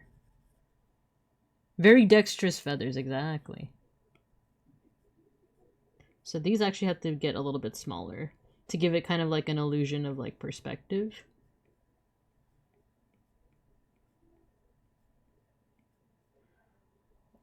There we go. I could have gone smaller, but it's fine. Oh, you know what? The feathers actually do come down like this.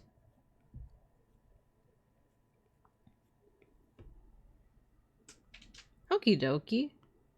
Let's see if we can recreate that right here. So the feather, you can see the first 2 claws, but then after that, oh, you know what? This is a little bit different because like this wing is kind of like curved in. Or maybe I should still follow that, or should I follow something closer to this? Maybe I should follow something closer to this, where it's like, hello, Dianoric, hello. We're drawing some dinosaurs. The overall shape is something like this. So let me see if I can imitate that first. No, no.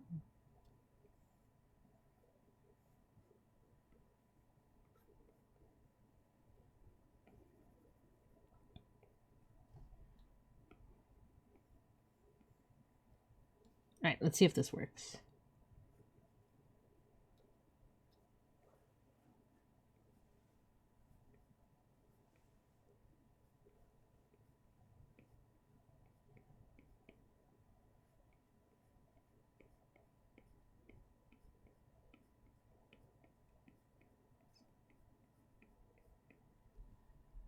Emolge, hello. Rin, hello. I don't know if Devin's still here, but I forgot to mention that I also forgot to post this on the Discord, but I did get a box of Digimon TCG cards and for the latest pack, Time Stranger, and I was like, oh no, is it finally time for me to make my return?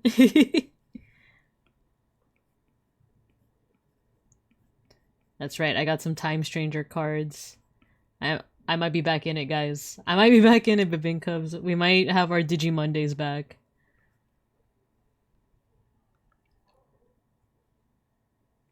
Ah, you are here. We might be back. We might be so back. But then again, I still need to try. I need a way to like try out the cards. What did you pull? I actually have it right next to me. I sorted them according to archetype. So I think my alt art was Neptunemon. And then who else? I got Medusa. I have one Medusamon, one Styrakomon. Not alt art though. I'm literally like holding them right now. I got the Ryutamon, like the borderless one. You try out the cards at locals. That's true. That's true, but I just mess up so much. I need like a low stakes. Well, I guess that is a low stakes environment. I love the Olympus 12 alt arts. Sasasi does it again. I got 3 Megidramons like almost in a row too. When I was opening them, I was like, what is this? What is this? I got Creepymon X Antibody. What else? Hackmon Borderless. I don't know if that's the right terminology for it. Who else did I get? I know I got like one alt art. I just don't remember what it was. I got a Diaboromon X.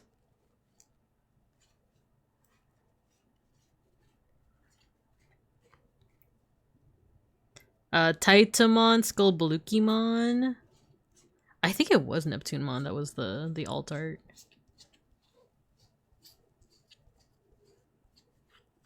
Skullseedramon.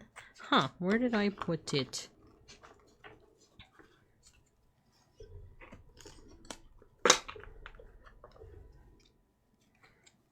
I got a bunch of Hirokos. But that's a rare, not a super rare.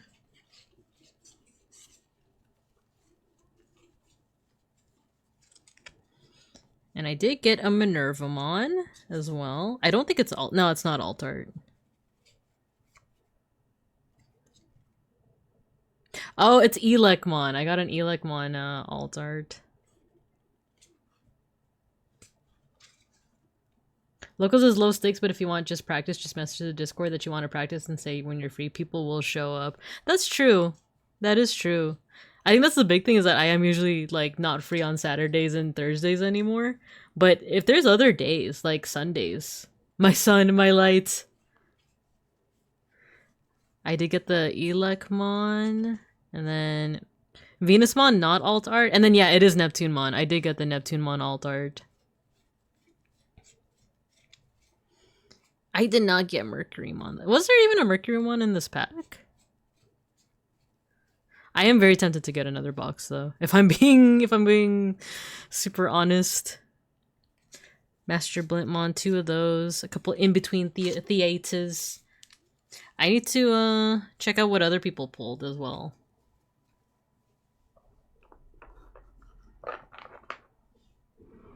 But yeah, I'll look through it. I'll look through it a little bit more. Oh, that's who I meant, Marukimon. Yeah, I keep forgetting that, like, that was just, like, a weird thing, right? Like, that there was already a Mercurymon. Damn you, Frontier. Damn you, straight to heck. But yeah, I'll get a better look at my pulls, and I might get another box. We might be so back, actually.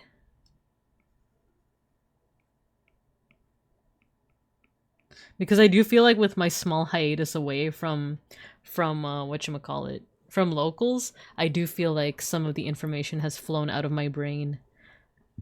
I no longer remember certain things. But I think I just need to go back to my old faithfuls, you know? My cyber sleuths deck, and maybe that'll like...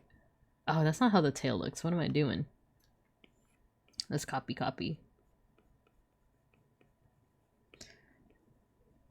I just need to practice more, and then maybe we'll be back in the game, baby.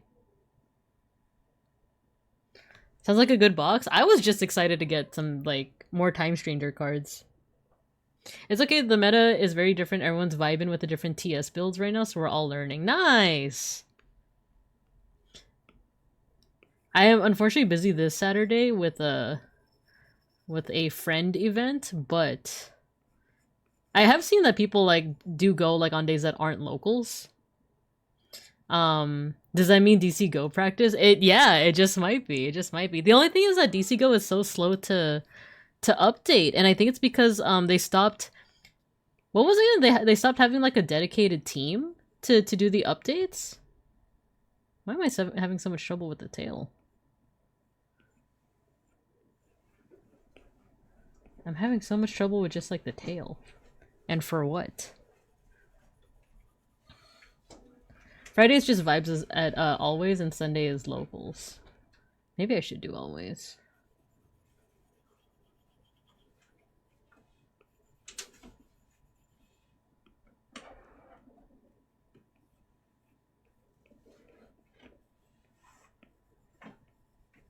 Alright, this is turning out to be more like a squirrel tail, but we do our best.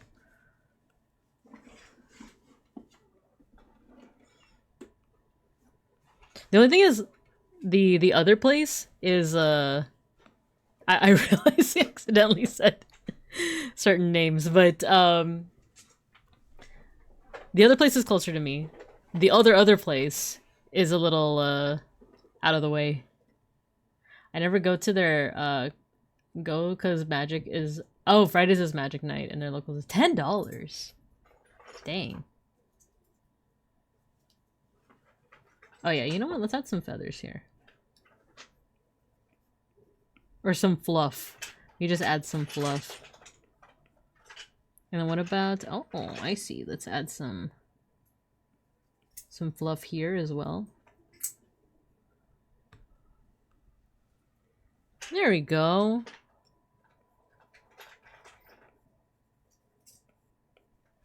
About them chicken legs, girl.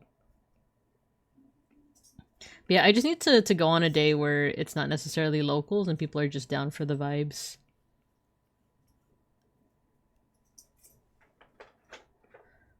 But this weekend is busy. Actually, this whole week in general is busy, but I think Sunday is a good chill day.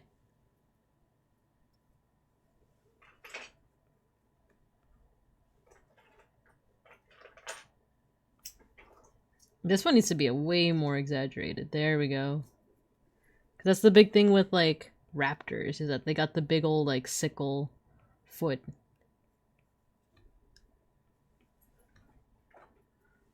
There we go.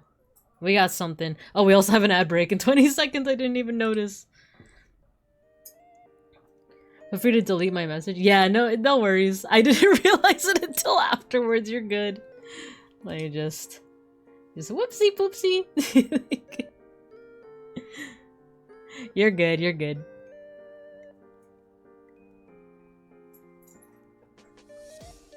But okay, we have an ad break coming up. I'm gonna keep on drawing a little bit of the dinosaur because I do want to finish at least one other one before we end for tonight. But alright, I will I'm gonna eat some more of my pastry. Yum yum yum.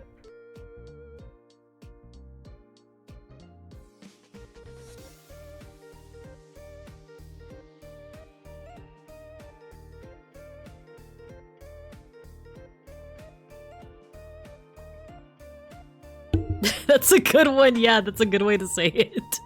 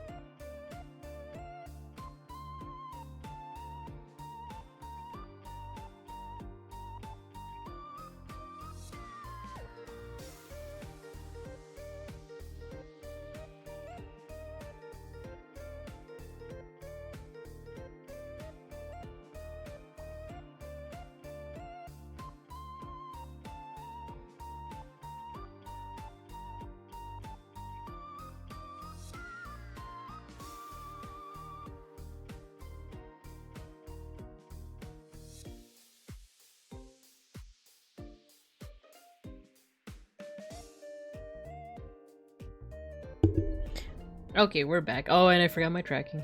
I'm telepathic. I'm telepathic. Let me eat some more tart in that case while this is loading up. Yum yum yum.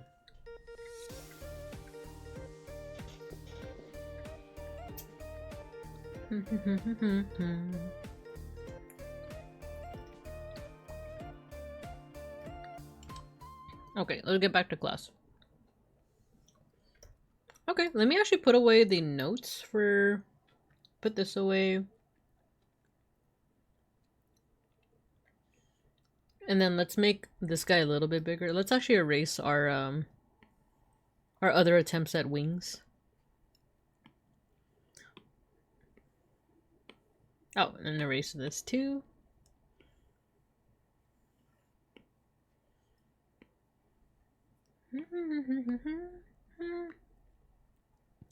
Apple tart would go great with a morning cup of coffee. Yeah, that sounds good. I just grabbed this because like I wanted something. I was craving something sweet. And my mother-in-law happened to have like a whole like thing of like little treats.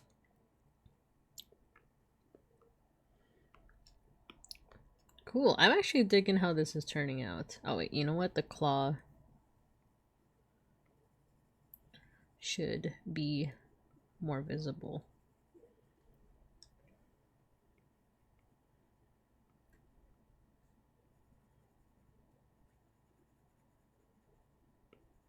Dang, I low-key kind of have an urge to to like play DC Go. Not right now, but just like in general. It's like I feel like I should like get back into the flow of things since we're just talking about it. That way I can like practice IRL too. Could be my first love. Let's see. Is there any designs that I can add? This is kind of like a Is that like modeled? Is that like the way that I would say that?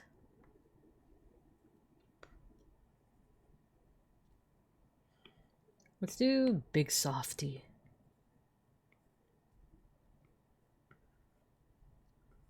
Just for some like very basic like I guess shading. You could be my first love.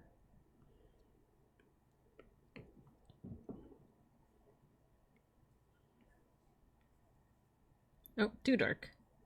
You could be my first love.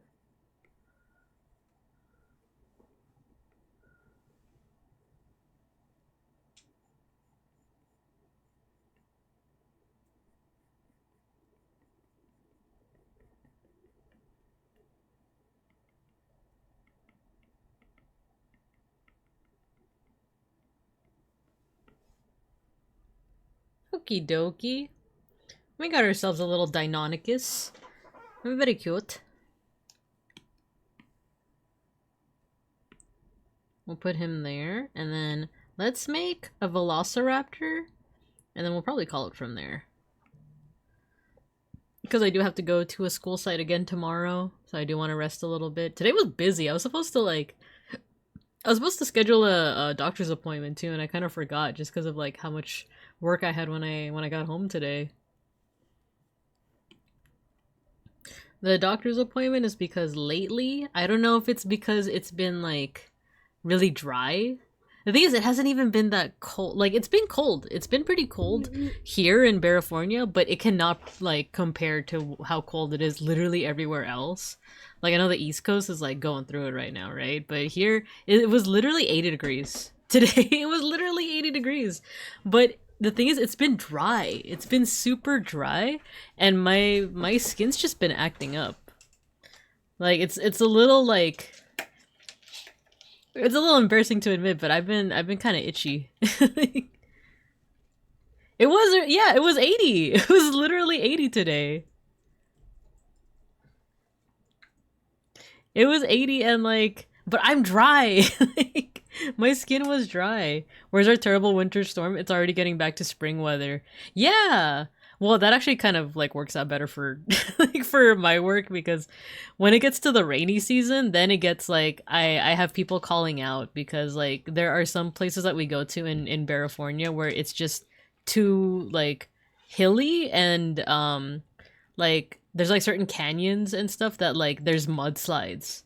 So rainy season is actually like not great because like sometimes people just call off work, which like, you know, more power to them. You don't want to go somewhere where it's dangerous, but then I have to like reschedule things and it's like and we actually did have an incident where one of my educators was like walking down the stairs, like it was like an outdoor staircase at a school and she slipped. She ended up being fine, but like it was scary because like I don't know, like it was pouring rain and she like fell. It wasn't like that many stairs, but she still fell down the stairs. So it was like, dang, we really have to just not do workshops on rainy days at this point. So yeah, like a part of me is like, okay, if it just goes to spring, I'm kind of okay with that. but also that means in California, that means it's gonna go back up to the 80s and 90s and eventually the triple digits and And I know I shouldn't be complaining when I have folks from even hotter places here, right? But man. All right, let's draw ourselves a cheeky little velociraptor. We already kind of have an outline here, but we'll still trace around it nonetheless. I hate it here. In many ways, I love it here, but in many ways, I also hate the cost of living here. I'll say that. I hate that like when me and Beans go out to like get food, it's always like a pretty penny.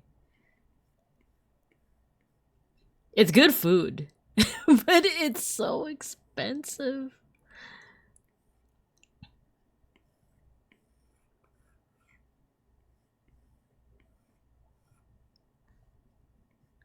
Dang, what album is this? This kind of goes hard. Yeah, so I'm just tracing the general shape at this point, but well, we'll add our own flares. Well, I do want to see like what it's like to add. I want more practice to add more like when it comes to adding more volume to things.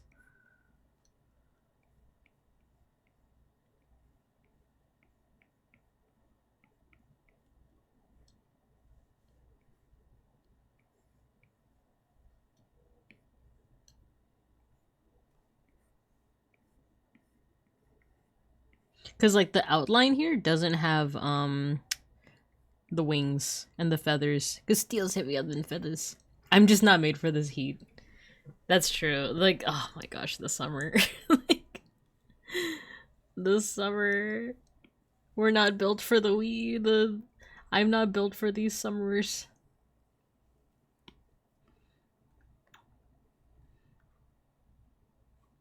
Okay, so we did our attempt at shrink wrapping.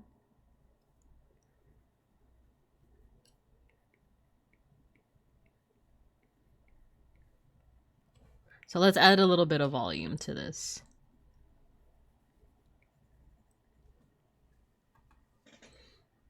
Yeah, the heat, especially when it's like a summer and like the place you're at, like the AC breaks. Like when we're at the bee store and like no, actually I don't think it's the bee store that where it's ever has it ever broken? I feel like didn't it at least you're Filipino and don't just burn. You know what's funny is like I grew up for a very long time thinking that because I'm like not light skinned because I'm brown underneath all my purple fur. I always thought that I don't get sunburned until the day I got sunburned. And it was funny because it was at like it was like our Filipino club went out to the beach and it just happened to be like a really sunny day and everyone got sunburned. Everyone. Like, and it's funny because we had like we have non-Filipinos in our club too. Like we had like a couple black folks, couple Mexican folks, and everyone got sunburned. It was like I don't know, it was just a moment where it's like I thought I couldn't get sunburned. Like, but my skin is peeling right now. It was a learning moment to say the least. Alright, let's add some feathers. Let's add some volume to this guy. Let's make the body a little bit fatter. We gotta make the dinos chunky. Can we make it chunkier, actually? Can we do that?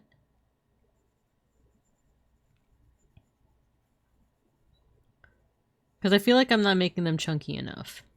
I feel like we could go chunkier, is like my concern. The bee store used to have a lot of AC issues with the old owner. There was legit like a month in summer when I was working there, and it was 116 in the store. Oh my god. Oh my bear gorsh.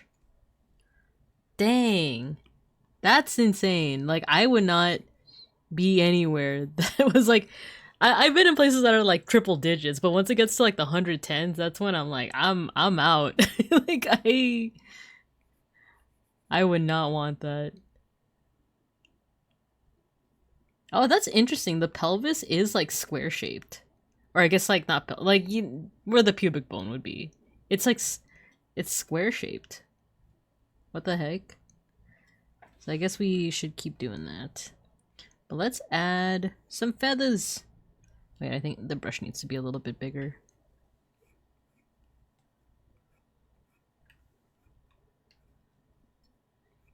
I think this might be the technique.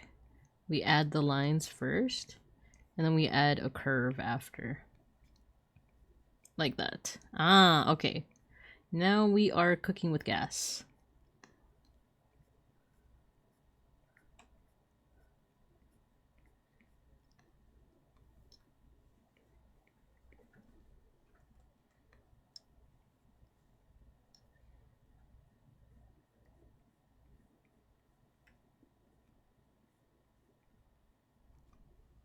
I remember back in high school, I was long distance dating someone in another state, and she wouldn't believe me when I told her it got to 110. Yeah, it does. It does, though. What do you mean it gets that hot? People would die in the heat. I mean, that does happen. Like, that does happen. But, like, the craziest part, and, like, I don't know if he's still in chat, but, like, there are Babinkovs in here that live in places that are even hotter. And that always, and you know what, I hear that Arizona is hotter than both. Is that, I don't know, can anyone like chime in? I hear that Arizona is even hotter than that. But I don't know, maybe there's like a competition between Nevada and Arizona, but I just hear that like it's not so bad in Los Pincos because we're closer to the ocean. Arizona can get up to the 120s. Yeah, I've heard that. But does it also get that hot in your neck of the woods, folk? And of course, even though we've talked about like where you're from, if you don't want to say it, you don't have to. But Death Valley CA gets 130s. Ah, okay. Arizona should be. Oh my gosh. I'm pretty sure Arizona is top 3 hot places in the US, maybe top 5. Oh, dang. Yeah, I hear Death Valley is like one of the hottest, right? Or it is the hottest.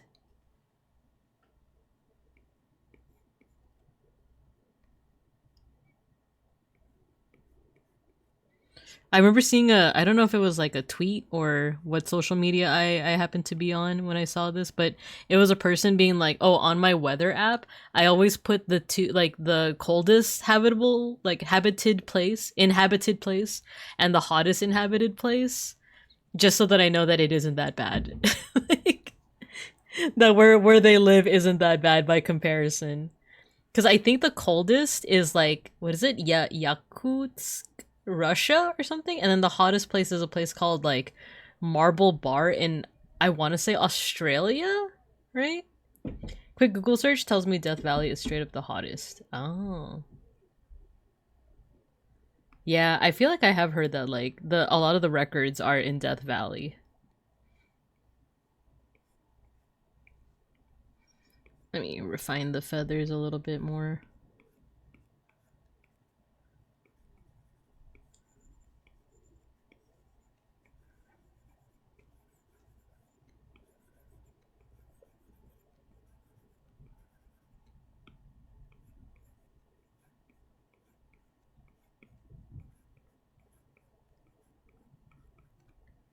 There we go. I do like adding the feathers. I feel like the feather. Oh, you know what? I think the feathers need another layer. Like something like this. There we go. I do like adding the feathers, actually.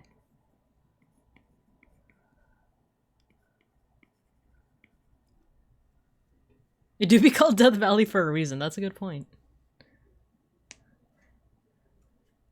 Got that far on art for the night. Oh.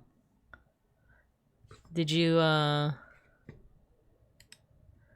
you working on what I think you were working on? Oh, nice! I see it. Wait, I love that. I love your style so much, Fugooby. That's so cute. That is so cute. I was thinking about this, by the way, and don't consider it like a tit for tat, like because you're drawing me, I'll do this for you. It's something that I've been thinking of, but just kept forgetting to ask you about it. But if you wanted me to draw your character, is there a specific reference that I should use, or should I just go off of like the drawings that you post on Creative Cubs? Cause yeah, like I said, don't think of it as like just because you drew me. Like I've been thinking about it, but I just am forgetful with like asking.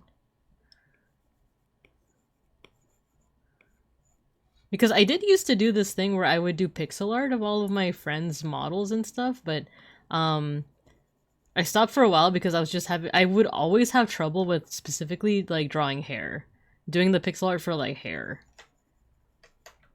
It got to the point where like I would just do the hair like off stream, and then I would start like doing everything else. So maybe I could start doing that again, because I want to get back into pixel art in general. But like I said, I'm just like hyper fixating on so many things lately. What is this Nightcore? What is this? What is this? Does Binny have Nightcore versions of their songs? What the heck? Let's listen to their latest album. Go for whichever, even La Criatura or even Bold. You got it, you got it. Okay, let me see.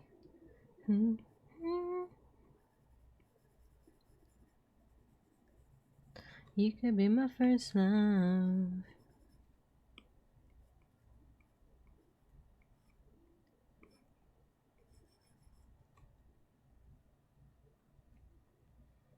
Okay, we got the wings. Oh yeah, we need some little extra feathers here too. It kind of looks like they're wearing pants.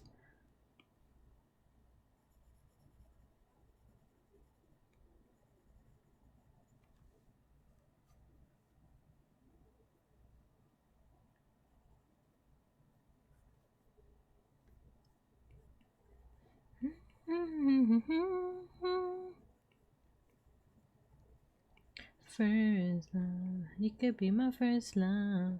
Nightcore, my beloved. It's one of those things that I didn't like grow up listening to, so I didn't get it. But then didn't it get to a point where like the younger generation, like the older Gen Alpha and the younger like Gen Z were like making fun of Nightcore, so the older Gen Zs came out of the woodwork and being like, "You will not insult Nightcore." Oh, I don't know if they were insulting it or they were calling it by like the wrong name or something. And then like all the older Gen Zs came out of the woodwork being like, "You will not insult Nightcore in this household."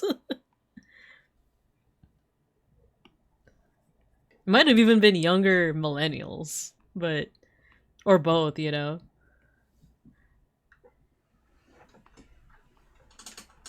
All right, we have ourselves a velociraptor.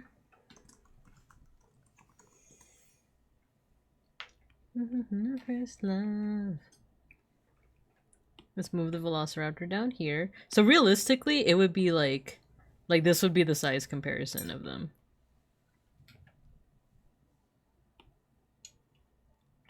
We got our two dromaeosaurs. It's like the velociraptor is like nipping at the heels of the Deinonychus.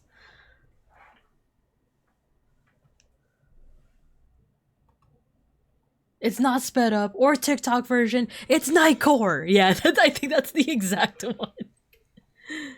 That ibis human, hello, welcome, welcome. We were drawing some dinosaurs just now. You just reminded me of Nano when Nightcore mentioned. Nano? Squidward AI voice meme. I think that is the exact the exact one. Like, it's not sped up, it's not TikTok version, it's Nightcore. Like, dropping it while I could. Yeah, thanks for dropping by. We are pretty much gonna end soon. I'm sad I missed the drawing of cars. Oh, no worries. If anything, let's see. I do have my webcam set up. Let me just screenshot this. Or actually, I don't need to screenshot it. I can just do it afterwards. I can turn on my webcam, but let me just make sure that I hide all the stuff that could potentially be troublesome to have on screen. So I could go on for a little bit more, let's say like 10, 15 minutes, because there are some things that I forgot to show to you guys. I was gonna post it on Discord, but I kept forgetting. Like, I got some goodies recently. So let me put away the iPad.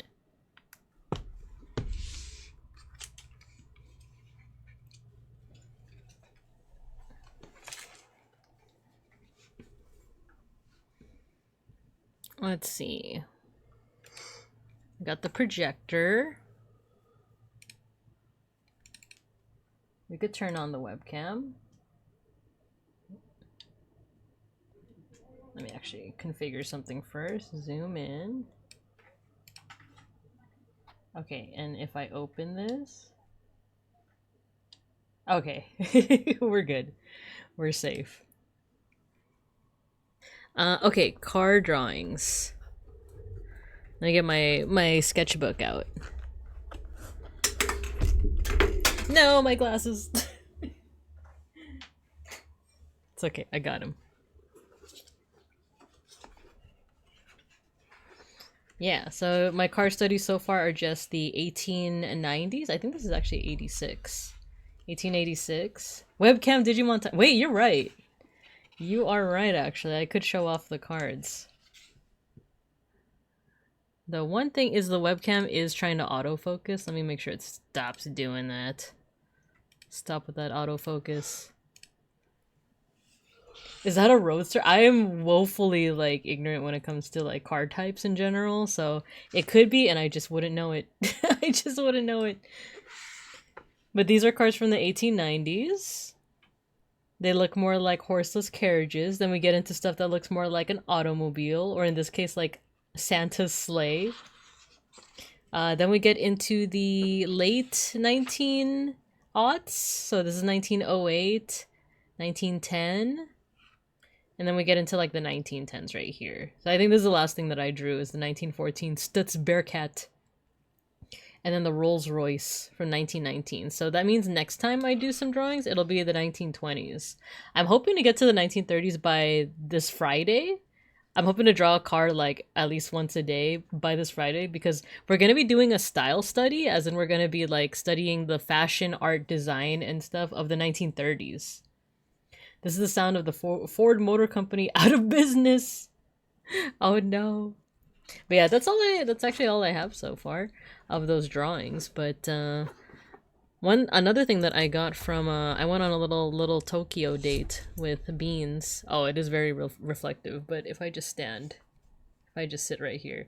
There's an art book I got from Little Tokyo, and it has really cute it's art by an artist that I like called Moyoko. Japanese artist that they use a lot of like pastels, because there's not a lot of light in my room right now. It's or there's not a lot of direct light. It's kind of hard to see like the amount of like cute pastel colors, but it's very cute. Very cute. Moyoko. We might look at this book during we do have a Discord read along. We have a Discord read along this week actually.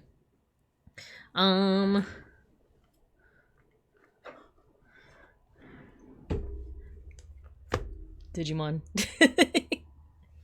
Like I said, I got some Digimon cards. They're sorted, so I think these are all the Tia. I don't think it's all of them, but it's like a good amount of Time Stranger cards.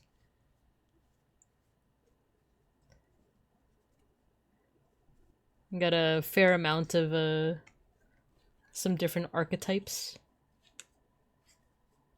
And then here, Elecmon. There we go. The Elecmons.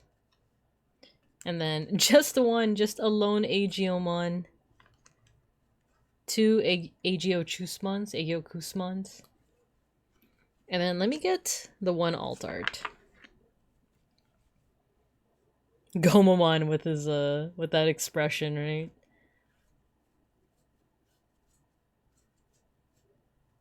Peak game. Sakijaki, hello. Here we go. Venusmon and Neptunemon. The cute couple.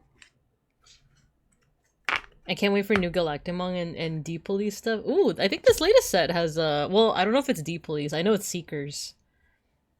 Venus and Neptunemon. Maybe I should give me a sec. There we go. I have a little bit. Oh no, that's too bright. That's too bright.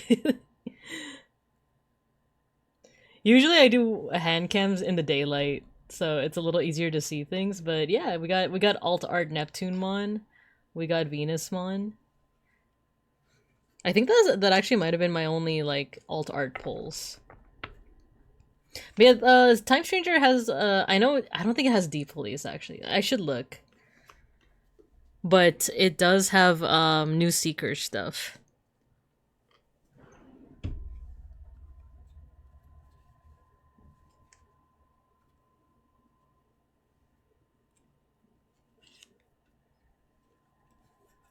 Let's see, what else do I got? I do have some Titan stuff. New claw paint, yeah, right? You like it? This is actually my favorite color of nail polish, too. Wait, where's my Titan stuff? I thought for sure I had Titan stuff. Maybe it's in the middle? Oh, you know what? It's in another part entirely. Give me a second.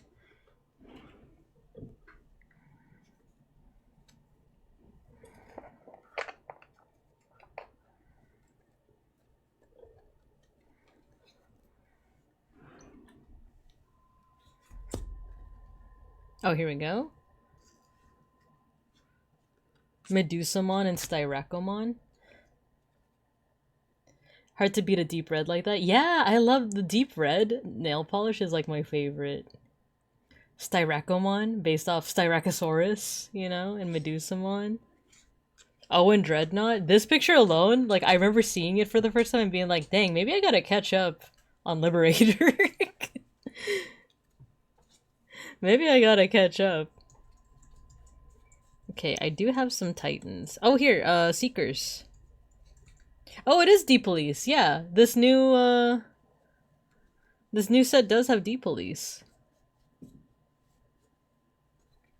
The Crossroad Witch. So yeah, it's here Ryutamon. Oh yeah, I got the borderless version. Ginyumon. Stupid Power Ranger. Hisaryumon. And Oryumon. I got 2 of them. And then Crossroad Witch. Is this a rare? Yeah, it's a rare. I haven't caught up on the Liberator comic. I got like 3 Megidramons in a row. It was literally in a row too. I think it was like 3 packs right after the other. I was like, that's crazy.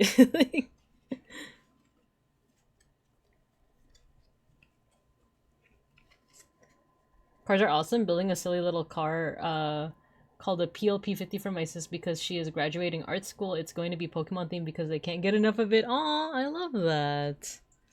That's so cute. That's so cute and cool. There we go. That's so cool. Let's see, what else? Oh, here. Creepymon. It's your sign to build heavy metal? Is that what... Because I was wondering, like, what archetype is that? Creepymon. For Megidramon, right? I don't know how many, like, heavy metal parts I have. Hackmon, Borderless. I was thinking of Appmon, but every time I build Appmon, I always, like, wuss out with actually playing Appmon. And for Appmon, like, I don't think I even have enough, like, level... I don't think I even have enough level 4s and 5s, if I'm being honest. But then again, I think that just chops up to like, I just gotta get more packs. I just gotta buy more. Diaboromon X.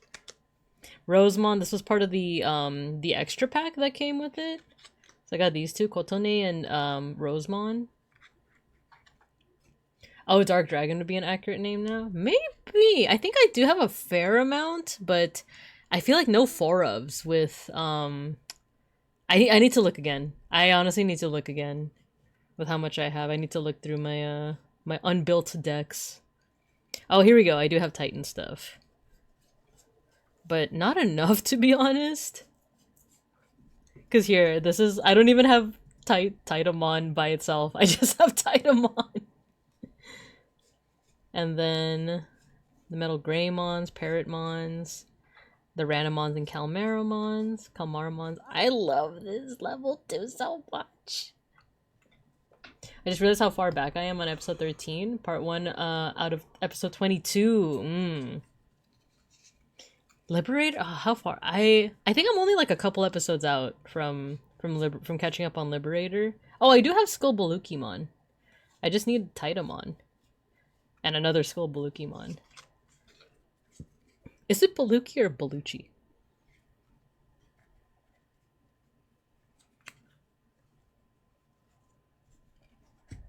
Did I get through everything here? Yeah, I did. Alright, so those are my Digimon gets. This did make me want to like get more packs. I will be honest. Just when I think I'm out, they pull me back in. And then last thing I want to show to you guys. Check this shit out. I mean, check this ish out. Les dinosaures de Marseille. I can't speak French. It's like a tarot deck, but like way more old school. In fact, it's so old school, it's dinosaurs. You're supposed to use the box topper from the last set? Wait, what do you mean? I don't think there is a Titan in this set. Oh, from the last set. Wait, yeah. I think I did get a Titamon from that because I remember like I was part of the folks that got the case. I think, was I the one that got the, I have to look again. Do your potty mouth push-ups. No, I just wanted to show off my cool dinosaur deck. Teacher said a bad word. Oh no. The Babinkubs are gonna, they're gonna freaking kill me. Isn't this cool though? It's like really old school tarot cards, but with dinosaurs. Le Oviraptor. Le Triceratops. Le Velociraptor. These are so cool. Le Baryonyx. Cool dinosaur tarot deck, right? Isn't this so cool? Le Volcan. Le Meteoria from Linkin Park. Le Extinction. A bad word is better than the lattice. $30, I don't know where they landed. They're like 40 right now. Roy de Crinoise. I need to learn French. Oh, do I need to learn French? Oh, these are I think these are the minor arcana. See, they're neat. I like these. But alright, it's 9 o'clock. I think I need to call it right now. Oh my gosh.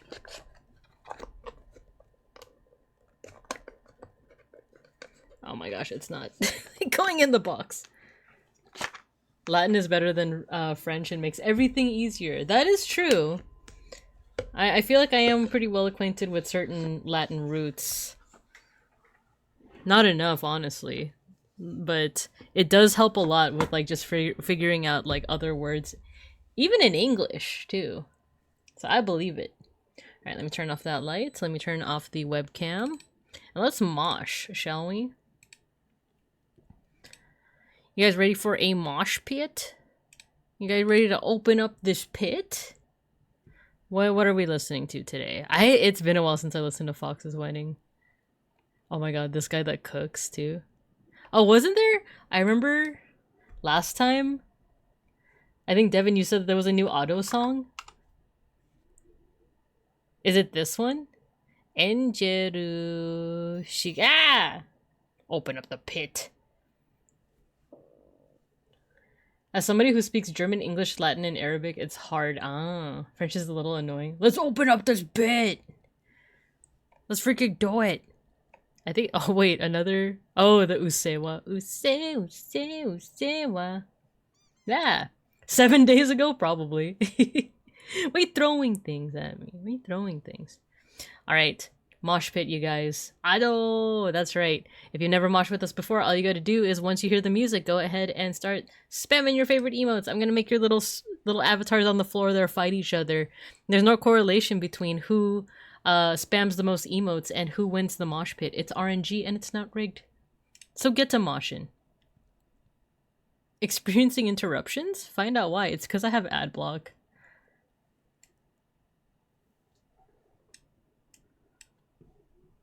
Get to moshin'.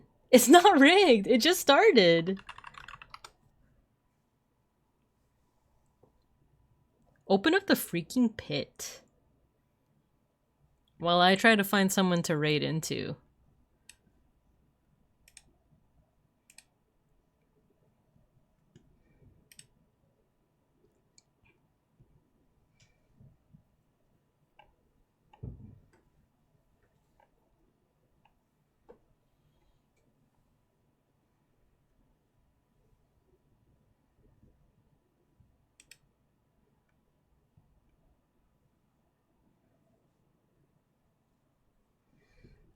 We might raid into Bodega, into a rat. Ooh, I love how this sounds. It's Folk versus Sotenbori. Who's gonna get it?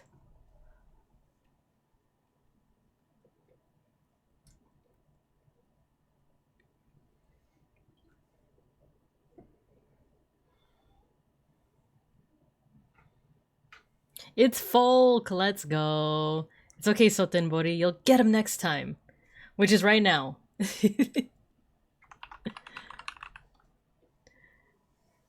Are you ready to defend the title, Folk? Are you ready for it? Because you're gonna have to in round 2. Fight.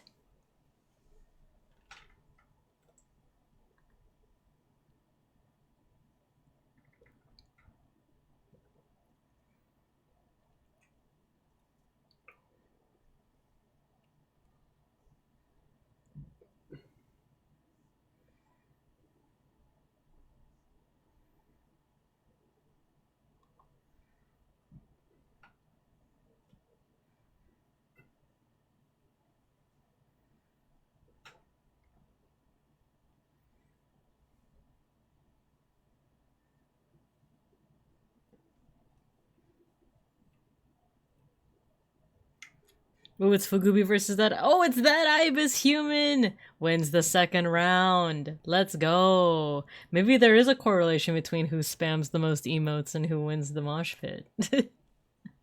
We have enough time for the last round. You guys ready to defend those titles? One more round.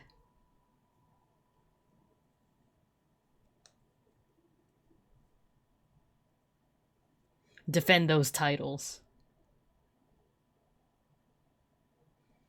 I mean, I wouldn't know if there was a correlation between who spams the most emotes and who wins, but who knows?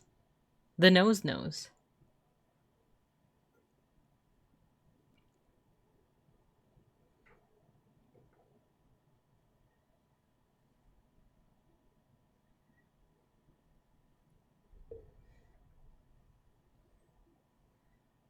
Oh, we're already down to 3 people. We're down to Fugubi, Mega Bronson, and Emolge. Nobody died, and you were spamming a lot. Totally luck-based. I think so too. And it goes to Emolge. Let's go. We got 3 unique winners this time. That doesn't happen often. Yeah! Bam, bam, bam, bam, bam. Nice. Good job, you guys. I'm gonna see you next time, actually on Discord. So on Discord, on Thursday, we're actually gonna have our Discord read-along. I haven't decided what we're reading along to, but it's most likely gonna be an art book. I'm gonna show you guys an art book via Discord. So I'll keep you guys updated on that. But the next time I'll see you on stream is probably gonna be Friday when we do our style study of the 1930s. I'm actually pretty excited for that. I love doing the research for those style studies. Hey! How bear you? Thanks for the stream. Thank you guys. Let me drive you guys home. Get on the bus. Right on. Awesome stream as always. Thank you. Thank you.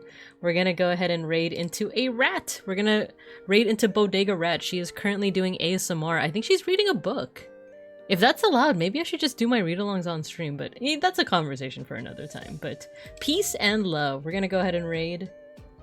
Oh yeah, and then if you guys want the raid messages, here they are.